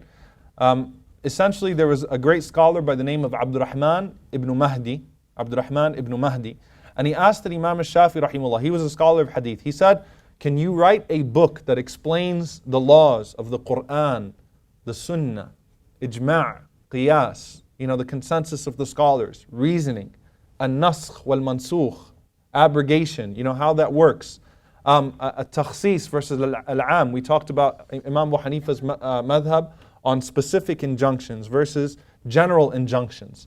So essentially he's telling him, can you write a book on legal theory? Because we have these, right now we have al-Muwatta, the Muwatta of Imam Malik, which is those ahadith. And we have the opinions, the Masa'il of Imam Abu Hanifa rahimahullah. But can you write a book? Because the Shafi'i now essentially combined the two schools. He combined Ahlul Hadith and Ahlul Ra'i. He took the best practices of both schools, the school of Abu Hanifa and the school of Imam Malik, and he merged them together. He did away with all the misunderstandings and took the best practices of them both. So Abdurrahman ibn Mahdi, he's saying, can you just write a book now that explains all of this legal theory? And Al-Shafi'i wrote the very first book in history on Usul al-Fiqh, which is Al-Risala. Okay? Al-Risala. Al-Risala is the first book in Islamic history which goes through the science of Usul al-Fiqh, legal theory in Islam, how fiqh is derived. So what Imam Abu Hanifa is to fiqh, Al-Shafi'i is to the science of Usul al-Fiqh. What Imam Abu Hanifa was to fiqh, Al-Shafi'i was to the science of Usul al-Fiqh. Okay? And Ibn Mahdi, Abdurrahman ibn Mahdi, whenever Shafi'i finished Al-Risala, he read it, and he was so amazed. He says, "Ma kuntu adhunnu anna Allah khalaqa mithla hadha ar-rajul." I didn't think that Allah created a man like this man. Praising Shafi'i rahimahullah ta'ala and what he was able to do. And Imam Ahmad rahimahullah ta'ala, he said that I did not understand an-naskh wal-mansukh in hadith, like abrogated hadith timelines, or how one hadith abrogates the other, until I studied with the Imam al-Shafi'i. So even Imam Ahmad said, before Al-Risala was written, I didn't understand this subject properly. All right, so Al-Risala, he reviewed it, by the way, over 400 times. For the rest of his life, he'd constantly review Al-Risala. As he found certain issues and things that sort of point out, he'd add to it. He reviewed it over 400 times. Continues to review it until the end of his life. And the reason why the madhab of Al-Shafi'i is by far the most organized madhab, from an organization perspective, whether you're Shafi'i or not. All right, even Shah Waliullah Dihlawi, he admits this, by the way. There is no madhab that's more organized and that's more balanced than the madhab of Imam al-Shafi'i, because he's the only imam that actually wrote his usul. He actually wrote his methodology of deriving opinions and legal theory and things of that sort. So there is no madhab that's more clear and clarified and more refined than the madhab of Imam al-Shafi'i, rahimahullah ta'ala. And there are multiple things that were said about this book. Abu Ubaid al-Qasim, he said that if the intelligence of the entire ummah was to be brought together and to be weighed against the intelligence of an Imam al-Shafi'i, then it would not be compared. And by the way, this was important in Baghdad, because Baghdad, remember, Iraq is exposed to all these other philosophies and ideas. Al-Risala was taken back, by the way, to different parts of the world, even to non-Muslim parts of the world, to see legal theory, to study legal theory. Because this was, such a unique work in legal theory. And there is so much depth in it. I think that's my phone. Wow, I can't blame you guys. There is so much depth in Ar-Risala that an Imam al-Muzani rahimahullah ta'ala, he said that I've been reading Ar-Risala for 50 years. And he said for 50 years, I still learn something new every time I study it. I still get something out of Ar-Risala every time I study it. So even a scholar, if he looks at Ar-Risala, he's going to get something out of it each and every single time. And this was the perception, by the way, of Imam Shafi rahimahullah ta'ala. Imam Shafi was also a scholar in tafsir, explaining the Quran. And that's one of the things Harun al-Rashid loved about him, was his knowledge in tafsir. And it's said about Shafi'i that he used to do dawrat in tafsir. He'd go over the Quran and he'd explain the entire Quran. And every time he explained the Quran, he explained it differently, meaning he added to it. So even if you heard his dawrah of tafsir one year, you went back the next year and you learned something entirely different, meaning new, added.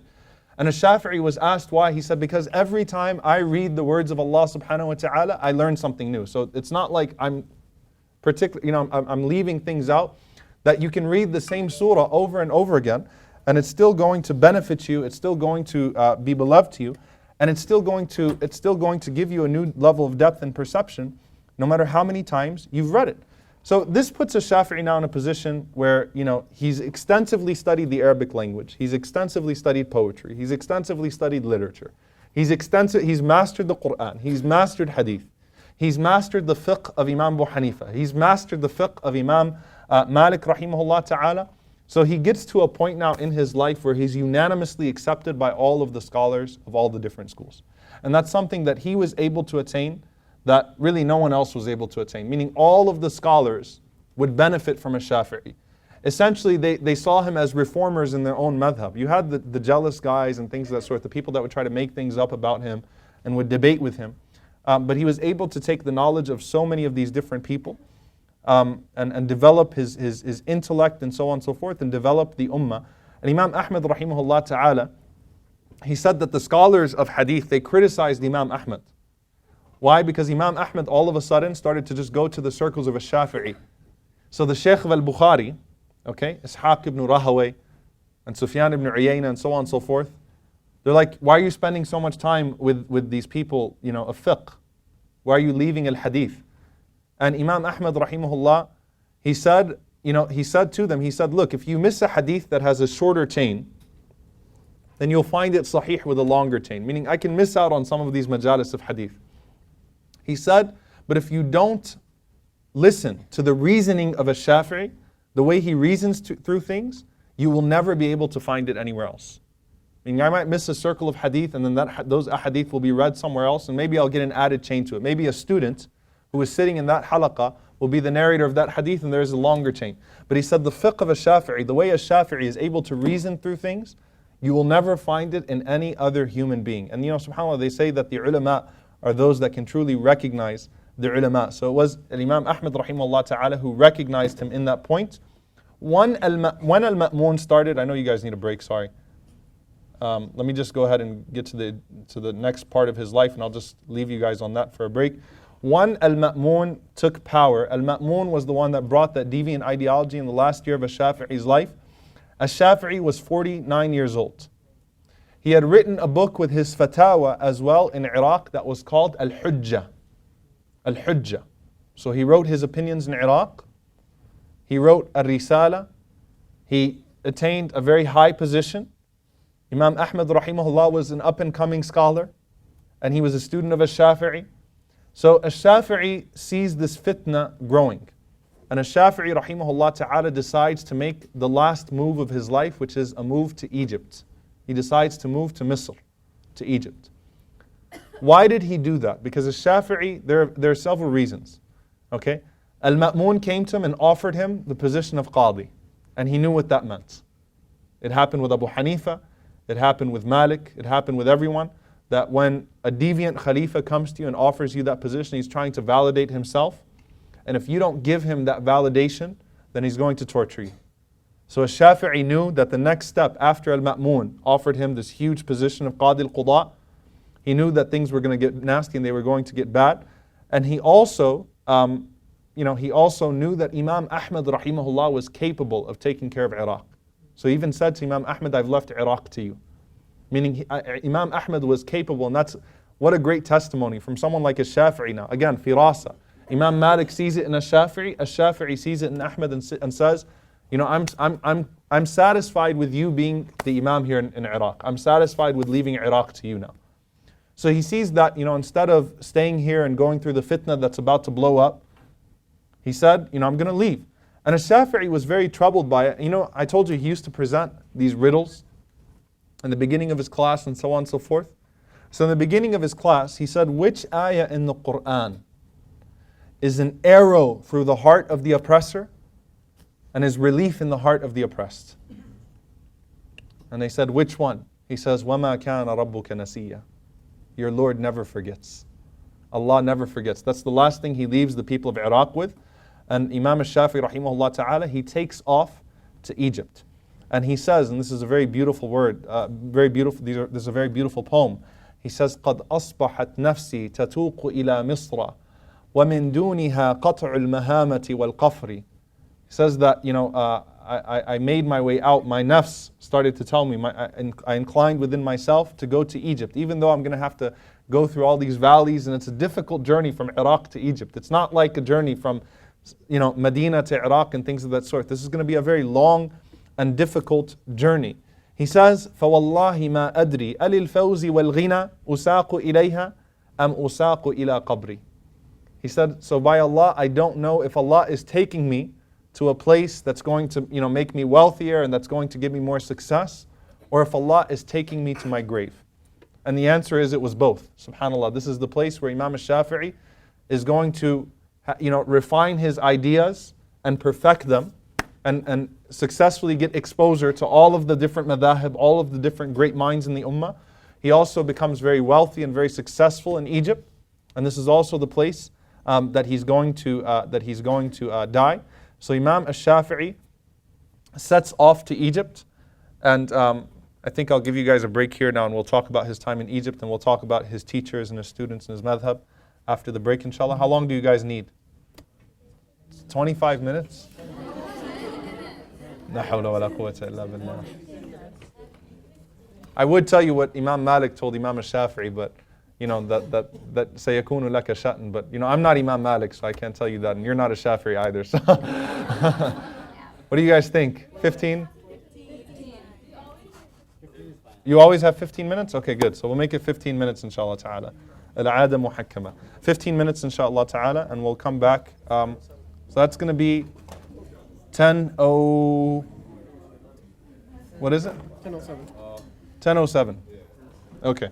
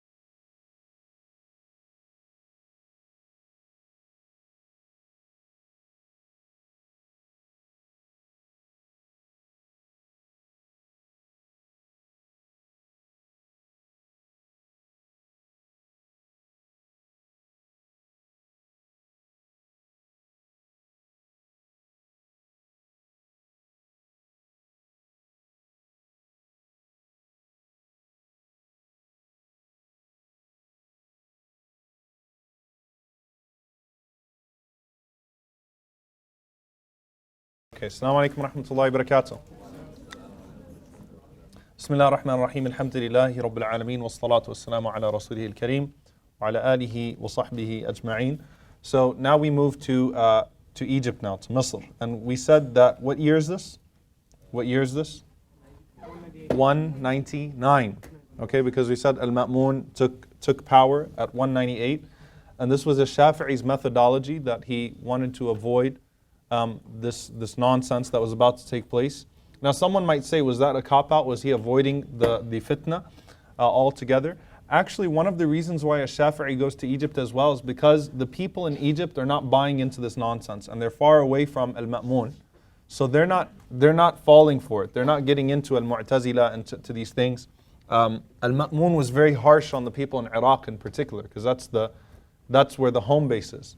In fact, he even had written on the top of the masajid. I just want you to think about this. He even had it inscribed on the top of the masajid in Iraq, in Baghdad, Kalamullah makhluq. Okay? That the words of Allah are created, that this is all creation. So he was really trying very hard to enforce that ideology on behalf of the Mu'tazila. Ash-Shafi'i could battle those ideas from Egypt. So he continues to comment on the Mu'tazila thought and on the thought of what's going on and on the trial of Imam Ahmad rahimahullah, which comes up after this. But Egypt was a place where he could go and he could really develop himself and refine his ideas further. And subhanAllah, when he went to Egypt, he was welcomed by many students, he was welcomed by many scholars. It really did turn out to be a great place for him. And this is where you find that there's a transition in his madhab as well. There's the old Shafi'i madhab and the new Shafi'i madhab, which even the Shafi'is call al-madhab al-qadim wal-madhab al-jadid. The old madhab and the new madhab. Alright? Why? Because Ash-Shafi'i, and just by virtue of him changing the vast majority of his fatwa, they say that he had 80 fatwas in Al-Hujjah in Iraq, 80 fatwas, and he only kept 16 of them for Egypt. Alright? The fact that he understood context in fiqh, again, which is one of the biggest issues that we have now, is that you go online and you find the fatwa from someone that lives in a completely different social context. Even if that scholar is brilliant and amazing, it's not necessarily going to apply to your context. The Shafi'i understands that. He goes to Egypt. So he refines his ideas as a result of two things. Number one, encountering the people of Egypt. So they needed fatwas for themselves. Number two, Ash-Shafi'i at this point had encountered basically all of the different schools of thought in the Ummah. So Ash-Shafi'i now has a greater idea of everything. And in Egypt in particular, one of the reasons he went there was because this was where Al-Layth ibn Sa'd was based. Now, I don't know if you guys remember this, but we said yesterday, Al-Layth ibn Sa'd was the guy, he was the scholar of Ahl al-Hadith in Egypt. And Imam al-Shafi'i said about Al-Layth ibn Sa'd that he's more deserving of a madhab than Malik. Alright?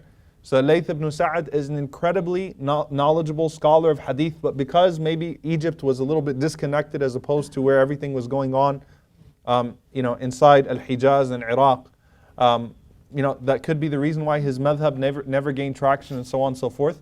Ash-Shafi'i never got to meet him. Al-Layth passed away in the year 175. So Ash-Shafi'i, even though he was 25 years old, he never got to meet Layth because he never got to go to Egypt. And Layth ibn Sa'd established himself in Egypt. But when he got to Egypt, he saw all the students of Al-Layth. It was very much so Al-Layth's madhab, his school of thought, that was the predominant school of thought in Egypt at that time. And Ash-Shafi'i rahimahullah ta'ala loved Al-Layth. In fact, when he went to Egypt, the first place he went to was the grave of Al-Layth ibn Sa'd, and he made du'a for him. Okay, so he loved him, and this was a chance for him to encounter his ideas as well, and encounter his students. Ash-Shafi'i also did something very interesting as well. He said that the sunnah of the Prophet ﷺ is that when you go to a place, if you have maternal uncles there, al-khal, that you should stay with them. He said because the Prophet ﷺ, when he got to Medina, he stayed with some of the relatives from his mother's side, the uncles from his mother's side.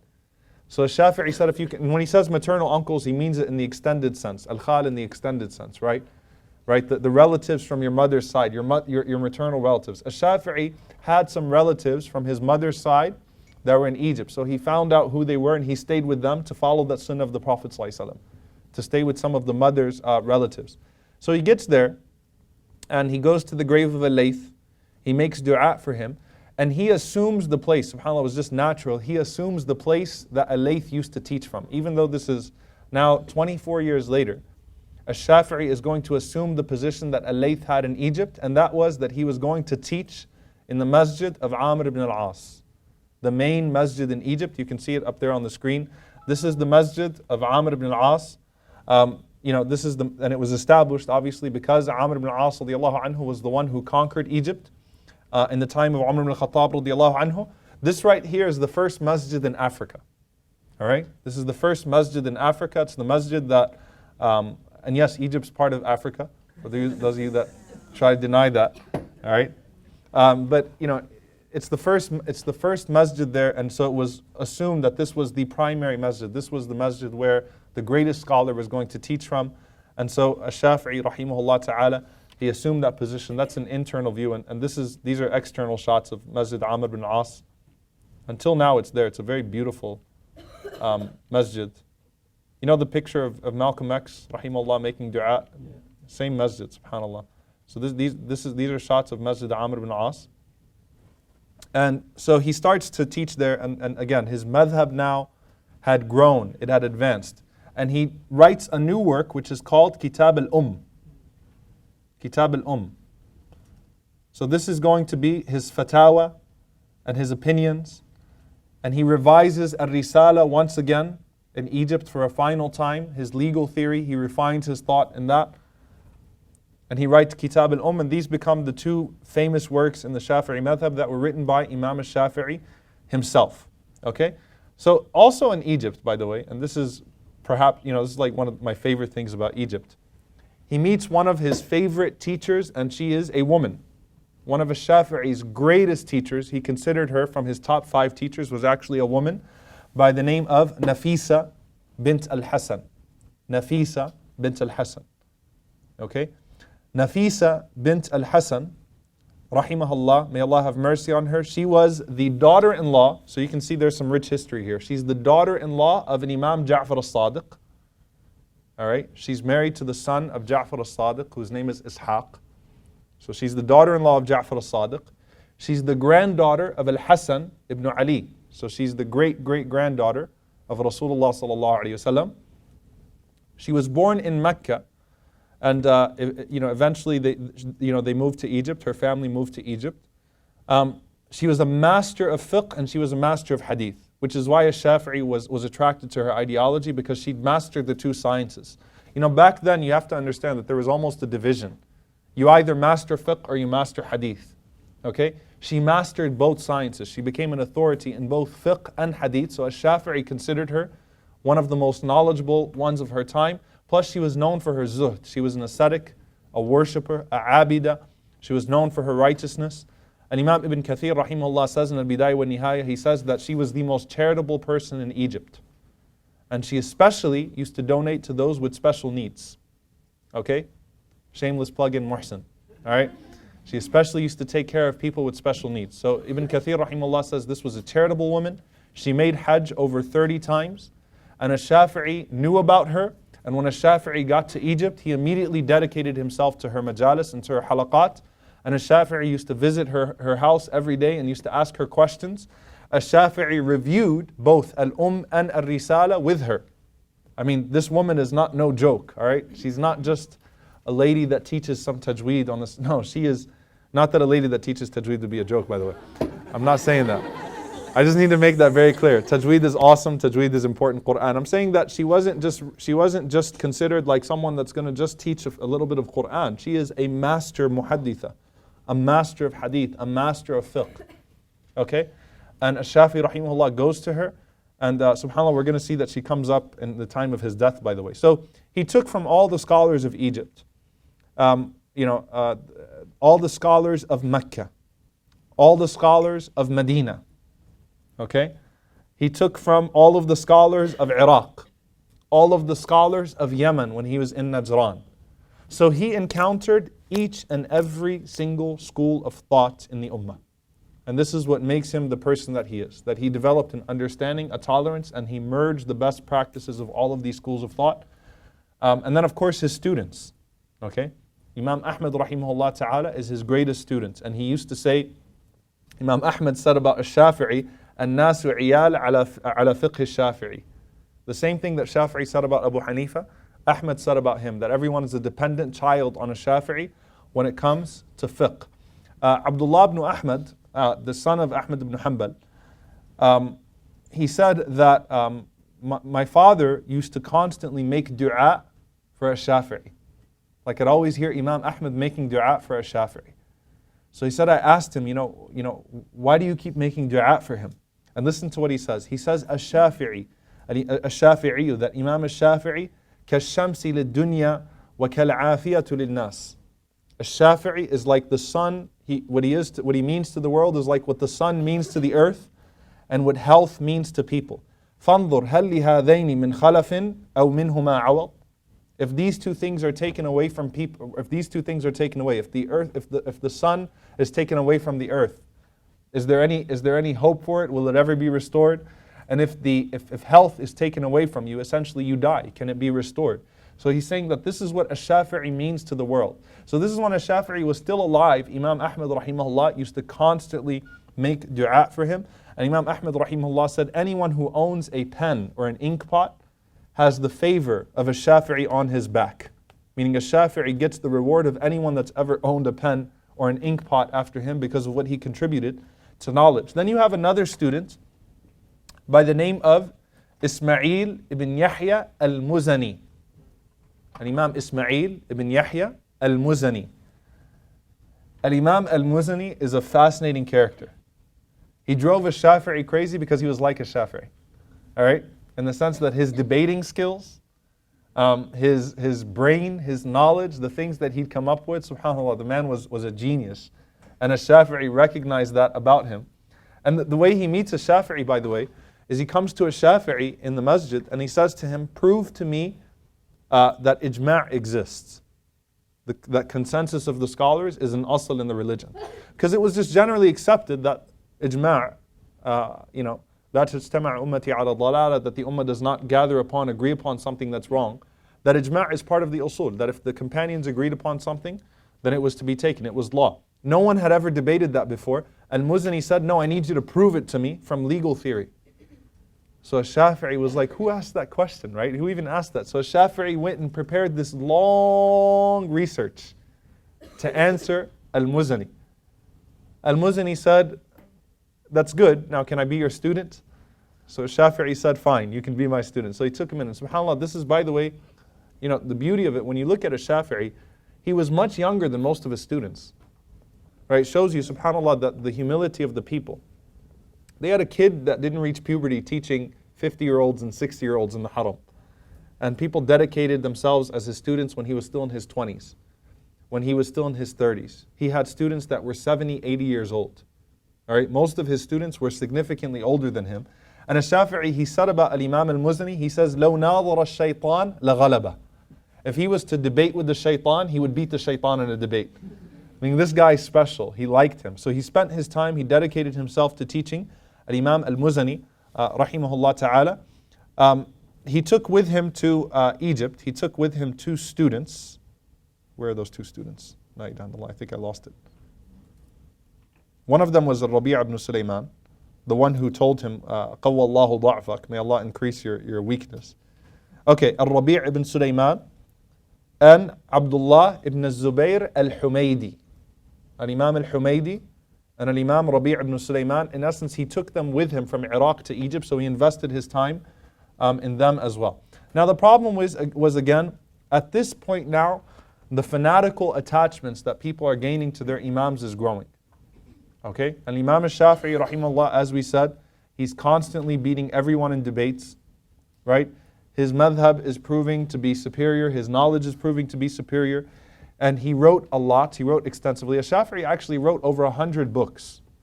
Over 100 books. He wrote many, many, many books, many different rasail. And he debated with all of the students from around the world. Egypt became a center of debate. Okay, it became a center of rich debate. So he debated the students of Imam Layth.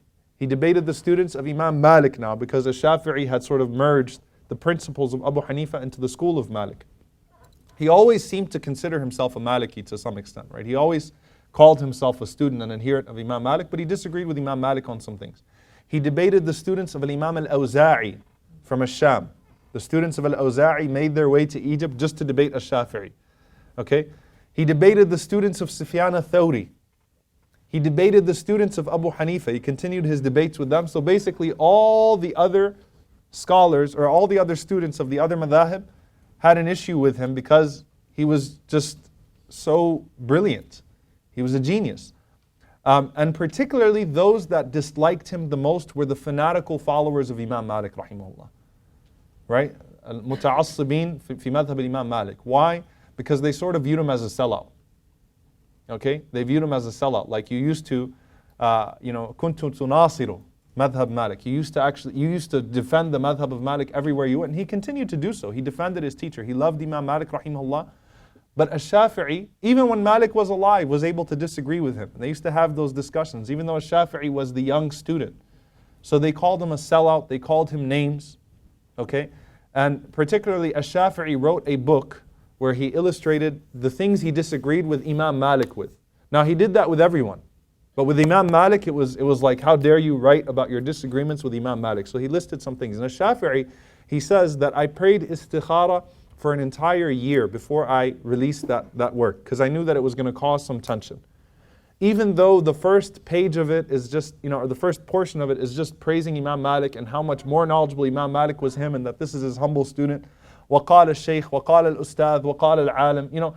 It's not like he wrote a refutation like one of those nasty PDFs online today. He didn't write a refutation of Imam Malik. It wasn't a refutation. He wrote about the issues where there's khilaf to clarify his madhab, to clarify his own line of thinking, as he did with the other schools as well. However, the fanatical supporters of the madhab of Malik, they hated his guts. So they started to slander him. There was a particular man by the name of Fityan. And Fityan debated with Imam al-Shafi'i, and he debated the things that he disagreed with Malik on. And al-Shafi'i, after the debate, when he walked out, essentially they attacked Imam al-Shafi'i, so they physically beat him. Okay? And that was the first time that, that abuse now, subhanAllah, all of these people. And what did Imam Malik rahimahullah say? That everyone that's in this amr, that's in this affair is going to be harmed some way. He avoided the political turmoil, but now the fanatical madhabism starts. All right? With him. They beat him, almost to a point of being unconscious. The governor of Egypt tried to mediate things and things of that sort, then they did it again. And the time that they beat him again, subhanAllah, it's unclear if that's what caused him his death or not. Meaning it was so severe the second time that the fanatical followers of the Maliki madhab attacked him, that a lot of sources say that's actually what caused him his death. He became very ill after that. And he was, and this shows you, subhanAllah, how the students are so different from the teachers. None of these imams wanted cultish behavior or madhabism or my sheikh is better than yours or things of that. None of them wanted that. But the students, unfortunately, that don't understand properly, they take these things and they take them to an extreme. And so Imam al-Shafi'i, rahimahullah ta'ala, becomes very ill, and he was going to pass away in Qahira, in Cairo, on the day of Al-Jum'ah, on Yawm Al-Jum'ah, on Friday, the 29th of Rajab, and this was in the year 204 after Hijrah, which means how old was al-Shafi'i when he died? Only 54 years old. SubhanAllah, he accomplished all that he accomplished in 54 years. He was the youngest of all of the Imams at the time of his death. All right? He didn't live very long, but he accomplished so much because he started so early, and obviously what his mother did for him at that time. And Imam al-Shafi'i, rahimahullah ta'ala, on his deathbed, he has one of the most beautiful poems that we find. It's called Ilayka. Some of you might have heard it. To you. And it sounds a lot better when it's sung, but I'm not going to sing it. I can sing, but I have a bad throat right now. That's all it is. That's why I'm drinking tea. So I would sing it for you guys another time. Right? He says, rahimahullah ta'ala, it's very beautiful. He says, Ilayka ilahul khalqi arfa'u raghbati. He said, to you, O my Creator, I raise my longing. أرفع رغبتي. وإن كنت يا ذا المن والجود مجرما. Even if, O possessor of kindness, Ya dhal Jud, the one who possesses kindness and generosity, even if I'm a criminal, an evildoer. Like I know my situation, O Allah, that's not why I'm raising my case to you. He says, وَلَمَّا قَسَى قَلْبِي وَضَاقَتْ مَذَاهِبِي. He said that when I found that my heart became constricted and my paths, madahib here mean paths, my paths became narrow. He says that جَعَلْتُ الرَّجَى مِنِّي لِعَفْوِكَ سُلَّمًا. He said, I look to you, O Allah, in hope, hoping for your pardon and forgiveness and an escape. Meaning when my heart becomes hard and I find that the paths are very small, then I always turned it to you. In essence, he's talking about al-khawf wal-raja. Every time I got too scared, I went back to you, O Allah. And I knew that I would find your pardon and I would find your escape. He says, تَعَاظَمَنِي ذَنْبِي فَلَمَّا قَرِنْتُهُ. He said that my sins are great, meaning I've been overburdened by my sins. But whenever I compared it, فَلَمَّا قَرِنْتُهُ بِعَفْوِكَ. When I compared it to your pardon, كَانَ عَفْوِكَ أَعْظَمًا. Your pardon is greater than my sins. I found that your mercy, O Allah, your forgiveness is greater than my sins. He says, مَا زِلْتَ ذَا عَفْوٍ عَنِ الذَّنْبِ لَمْ تَزَلْ. He said that you continued, O Allah, you are and you still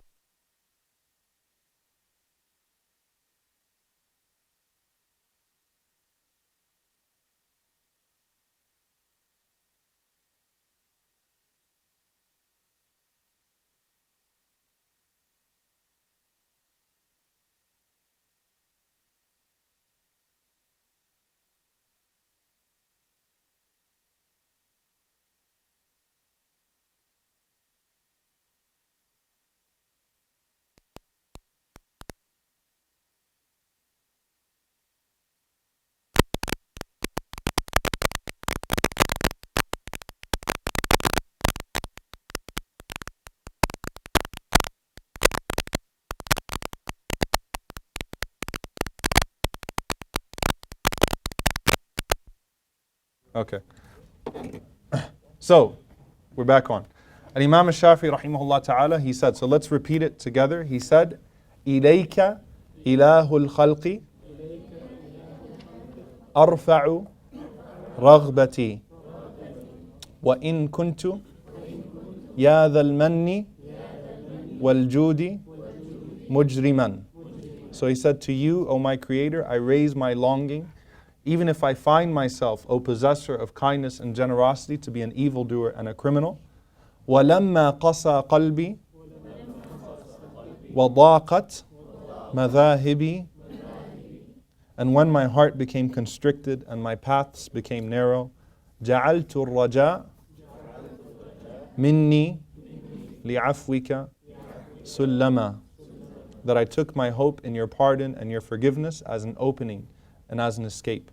تعاظمني ذنبي فلما قرنته بعفوك كان عفوك أعظما. He says that my sins seemed very great to me, but when I compared them to your forgiveness, I found your forgiveness to be greater than my sins. He says, ما زلت ذا عفو عن الذنب لم تزل. You are and you still remain the only one who can forgive sins. تجود وتعفو منة وتكرما. You grant and you forgive out of your benevolence and out of your generosity. SubhanAllah, these are the last words of Imam Shafi. These are the last things that Imam Shafi said as he left this world. This is the area of al-ihtidar. As you're leaving this world and the angels come to the righteous person and they calm them. Where you find that where you find that your hope and the mercy of Allah subhanahu wa ta'ala grows as you're leaving this world. So again, he passed away on the day of Friday. This was the 29th of Rajab in the year 204 after Hijrah. And he was only 54 years old, left over 100 books. And subhanAllah, when he died, this is the beautiful thing that I told you I was going to mention about one of his teachers. When he passed away, everyone knew how much Nafisa loved him as a student and respected him. So they took his body to Nafisa's house so that she could pray a separate janazah on him. Why? Because Imam Shafi'i used to constantly ask her for dua and ask her, to ask Allah subhanahu wa ta'ala to forgive him. So they knew the relationship between Nafisa bint al-Hasan and a Shafi'i. So on the way to the janazah, they took his body first to her, and she prayed janazah on his body in her house alone. And then they took him to the masjid, and of course it was absolutely packed. You know, people came from all over to pray on him.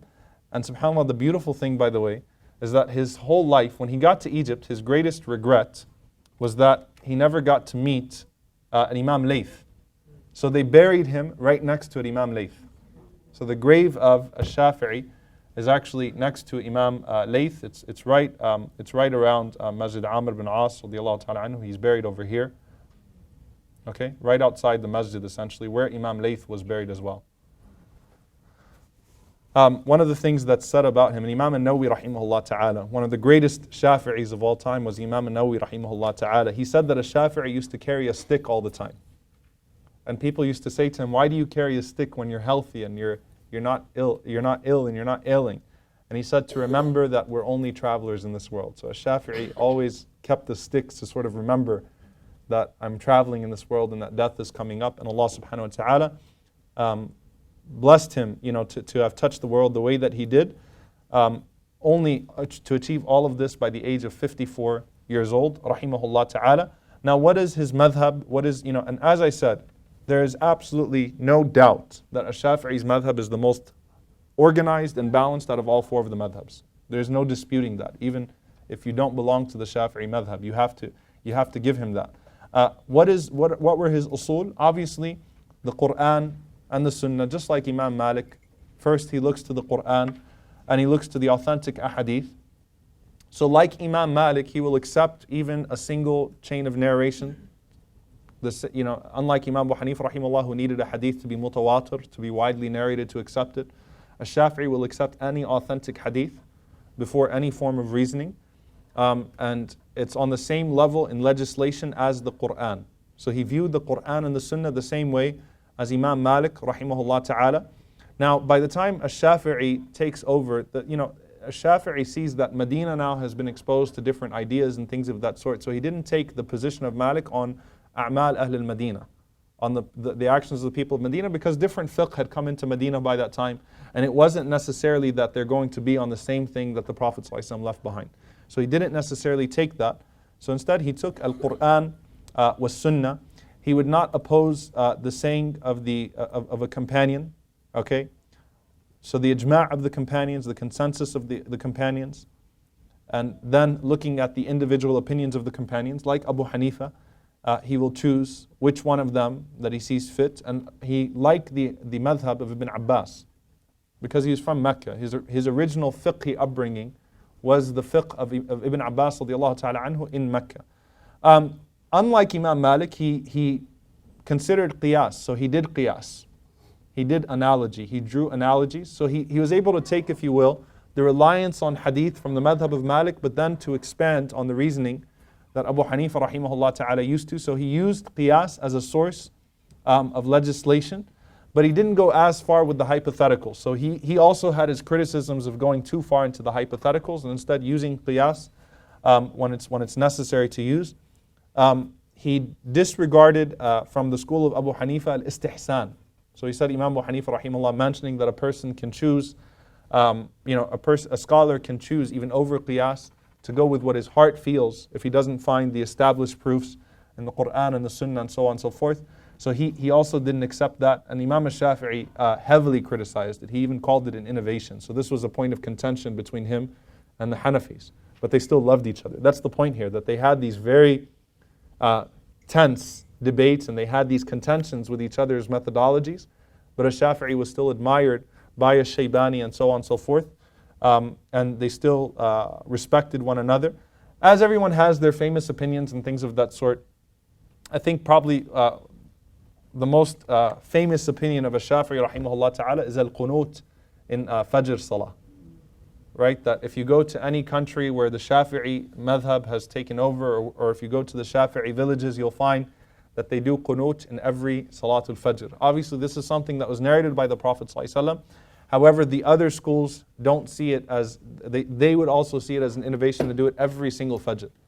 But it's pretty refreshing, subhanAllah, when you go to a country and things of that sort, and you see an imam with a beautiful voice and they're doing qunut, they're doing the dua in the second rak'ah of every single Fajr. But at the same time, again, a ta'assub, even if you pray in sometimes the fanatical following, even if you pray in like an airport. I remember being in a country, and we were all about to miss our flight, and there was a Shafi'i brother amongst us, and he led the salah, and he had to do the qunut.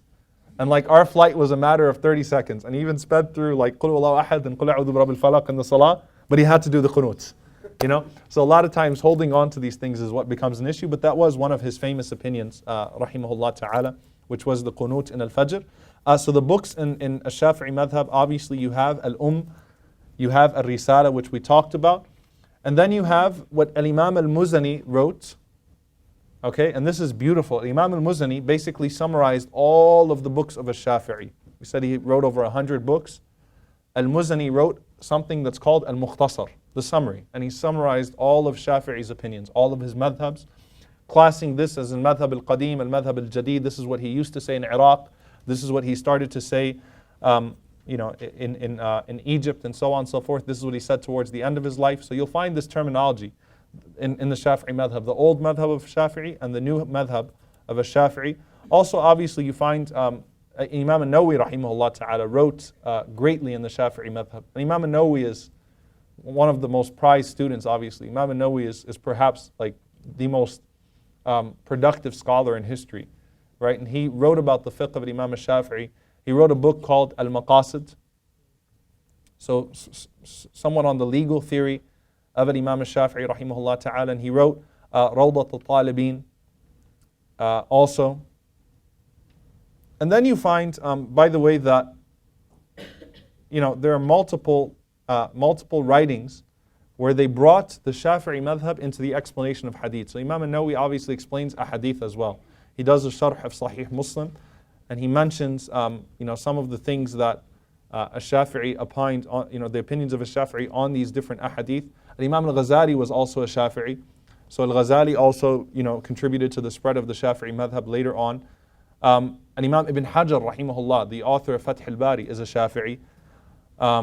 So Fath al-Bari is the greatest explanation of Sahih al-Bukhari. And Imam al-Dhahabi, rahimahullah, who writes Siyar A'lam al-Nubula, the biography of the nobles, he's a Shafi'i as well. Ibn Kathir is a Shafi'i. As-Suyuti is a Shafi'i. Al-Mawardi is a Shafi'i. Al-Imam al-Bayhaqi is a Shafi'i.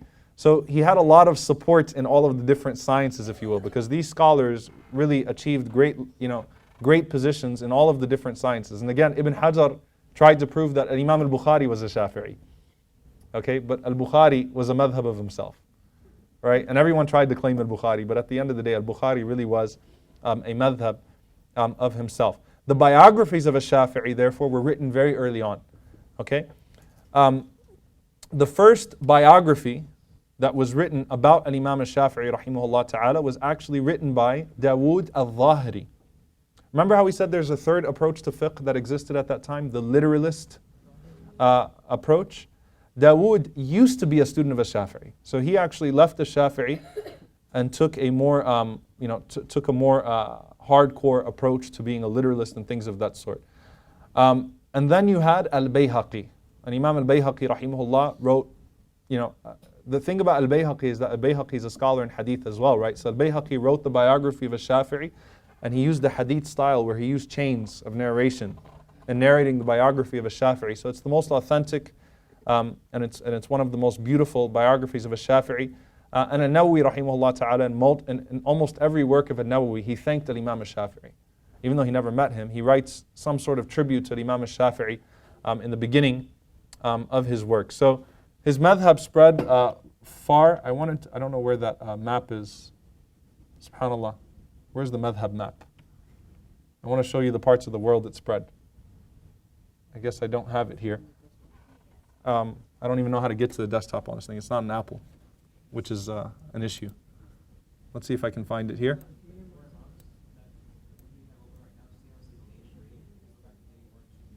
Day 3, 4 Imams, day 3? Day 1. Okay, very good, mashallah. Nice save. All right, so the madhab map. Where did the Shafi'i madhab spread? Okay? It spread through, we said that one of the famous Shafi'is, by the way, was Salah ad-Din al-Ayyubi, rahimahullah ta'ala. And Salah ad-Din was a pretty hardcore Shafi'i, all right, to say the least. Salah ad-Din, when he went somewhere, he spread the Shafi'i madhab with him. So he brought it to Egypt, he brought it to Sham, he brought it to Syria, he took it to some of the southern parts of Africa, and again in Egypt. Oh man, I lost it again. All right, in Egypt, I despise this thing so much. So it went to Abyssinia, Ethiopia, it went to Sudan, and then it went to subparts of India. In India, by the way, there are still some very strong Shafi'i pockets in India until now. Okay, and it tends to be in the southern part of India. And then Indonesia, the biggest Muslim country in the world, is a Shafi'i country. In Malaysia, don't you dare talk about Shafi'i fiqh in Malaysia. You will not disagree with Imam Shafi'i there, right? They're all, mashallah, very, very strict followers of the Shafi'i madhab in Malaysia. So it spread to many parts. It spread to Yemen as well. It spread even to Sri Lanka. The Muslims in Sri Lanka tend to be Shafi'is as well. So it spread through many different parts of the world. It has still its pockets till today in Asham.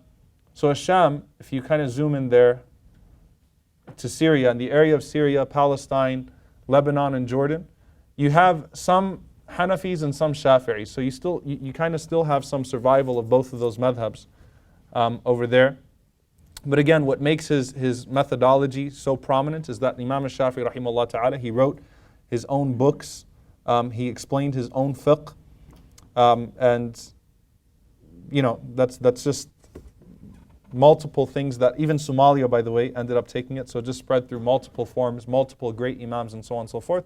And then political conquest. The Shafi'is and the Hanafis in history were always at odds. Even today on prayer calendars, they're at odds, aren't they? Right? You've got H and S, except S means standard apparently, right? It doesn't mean, everyone always thinks is the Hanafi Asr or the Shafi'i Asr, all right? So they even fight with each other on the prayer calendars. No, but on a serious level, most of the Khulafa tended to be in history either Hanafi or Shafi'i, and so they adopted one of those two methodologies, and then just politically it spread through as a result of that. So we ask Allah subhanahu wa ta'ala to have mercy upon him. We ask Allah subhanahu wa ta'ala to reward him for his effort. We ask Allah subhanahu wa ta'ala to join us with him, with the Messenger sallallahu alayhi wa sallam and the Salihin and Jannat al-Firdaus. Allahumma ameen. And then obviously you guys are studying a diwan to some extent, the poetry of a Shafi'i. So it's obviously another way. It doesn't matter what madhab you belong to. The diwan of a Shafi'i is an epic work. It's an amazing work that we can all find benefit in. So questions? Questions? Yeah. What did you mention about Ijma and individual opinion of the companion? So he'll take the ijma' of the companions. And then if the companions disagree, then he also believes what Abu Hanifa believed, that you could choose which one of the companions to follow. And also, I didn't really understand Istihsan we talked about in the Hanafi madhab. Istihsan is that if a scholar gets to a point where he's gone through the Quran, the Sunnah, Ijma', the Sahaba, not found anything, that what he could do as an alternative to qiyas, as an alternative to analogies, he could choose that which his heart feels closer to, which he feels inclined towards. so Imam Shafi'i was not. No, a Shafi'i said that puts you in a position of being a shari', someone that's giving legislation. Like you don't have, he saw it as being nafsi, he saw it as being a desire-inclined thing. What would you do as Qiyas. Then he says stick to qiyas and try to use analogy in that regard. So he embraced qiyas. Okay, but unlike Imam Malik rahimahullah did not embrace qiyas. Imam Malik would say, if it didn't happen, don't ask me. Okay? What did Imam Malik say about Istihsan? He rejected it. Yeah.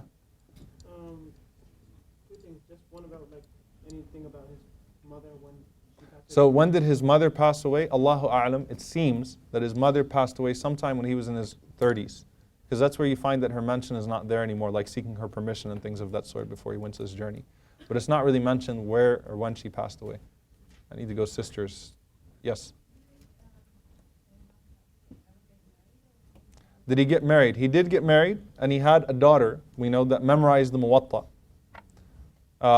And he had, and his daughter was also a student of knowledge as well, and he had a son as well.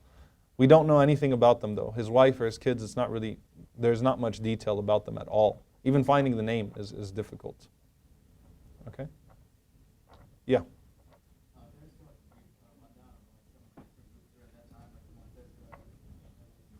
So the groups that were there at that time, you had the Mu'tazila group had rose to prominence.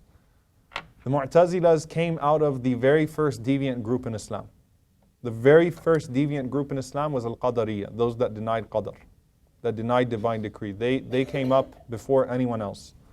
And Rasulullah ﷺ warned about them, and it's even in Ahadith in Bukhari. Ibn Umar radiallahu anhu refused to pray janazah on them, refused to consider them Muslims because they denied the sixth pillar of Iman. So Ibn Umar and the Sahaba said that these people are not, they would not be considered Muslims because they denied Al-Qadr. Al-Mu'tazila was a more refined version of Al-Qadariyya. They added to it and things of that sort, and it had a lot of philosophy in it. They still exist today, by the way. I have one in my family. Fun times when we debate about it, but they still exist today. So that was the philosophy that had taken the reins. You still had, the growth of the Shia movement at that time. You had the Khawarij that again are just there in some manifestation in every single generation. You also had the opposite extreme of Al-Mu'tazila, which were Al-Jahmiyya. Jahmiyya, also they're known as Al-Jabariyya. They take an opposite extreme on Qadr. They believe that Allah forces you into your position. And that school is one that Imam Ahmad rahimahullah debated very heavily as well. They're the opposite of the Mu'tazila. So they believe that essentially you have no control over yourself. Fir'aun is equal to Musa alayhi salam. That's actually a statement that they made. They said Fir'aun was just forced to play the part basically. So absolving us of all human responsibility. And they denied attributes of Allah subhanahu wa ta'ala altogether. They denied, and eventually they even, it came to a point where it seemed like they even denied hellfire altogether. They just denied everything. Like you're absolved of responsibility. Imam Ahmad had a very fun time debating with them as well, which we're going to talk about. So Imam Ahmad debated the Mu'tazila, he debated the Jahmiyya. The deviant groups really started to rise at that time. Any other questions? All three of you raise your hand at the same time. So whoever starts first.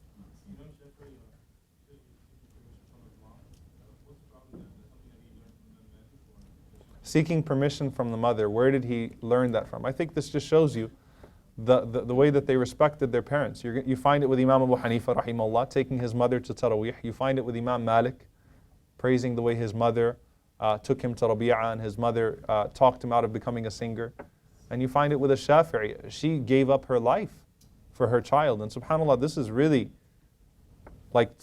think about the ajr in this woman's scale, right? Had she just said, I'm just going to get remarried and stay in Gaza, what would a Shafi'i have become? What would he have been exposed to? But she tells him, look, I'm not getting married because of you. I'm just going to dedicate myself to you becoming a scholar. And she makes a journey from Gaza to Mecca all by herself with a 2-year-old. And scraps leftover material from the dumpster so that he can write his ahadith. So there's a level of not just her being a mother, she was a great mom, an amazing mother. Anyone from the sisters? Okay, then you guys. My question is about Mu'tazilas. Are those the same people who use logic for everything? Yeah, Mu'tazila. Yeah, Mu'tazila they did rely heavily on the use of logic. So they exposed themselves to all kinds of philosophies and things of that sort. So they did use a lot of logic. We're going to talk about them tomorrow, obviously, with Imam Ahmad rahimahullah. Yeah. Of the three Imams you mentioned so far, we've discussed a lot about one. There's been no mention of fathers. Is there any report on that? There's been no mention of fathers. We mentioned the father of Imam Malik. We mentioned, when we talked about Imam Abu Hanifa rahimahullah, we talked about his father. Shafi'i is the only one we didn't talk about his father at all. Because he died when Shafi'i was still an infant.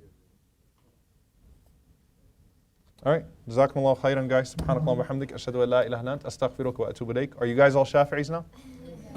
Sweet. Alright, tomorrow we all end on being Hanbalis inshallah. So tomorrow's Imam Ahmad rahimahullah. Assalamu alaikum wa rahmatullah.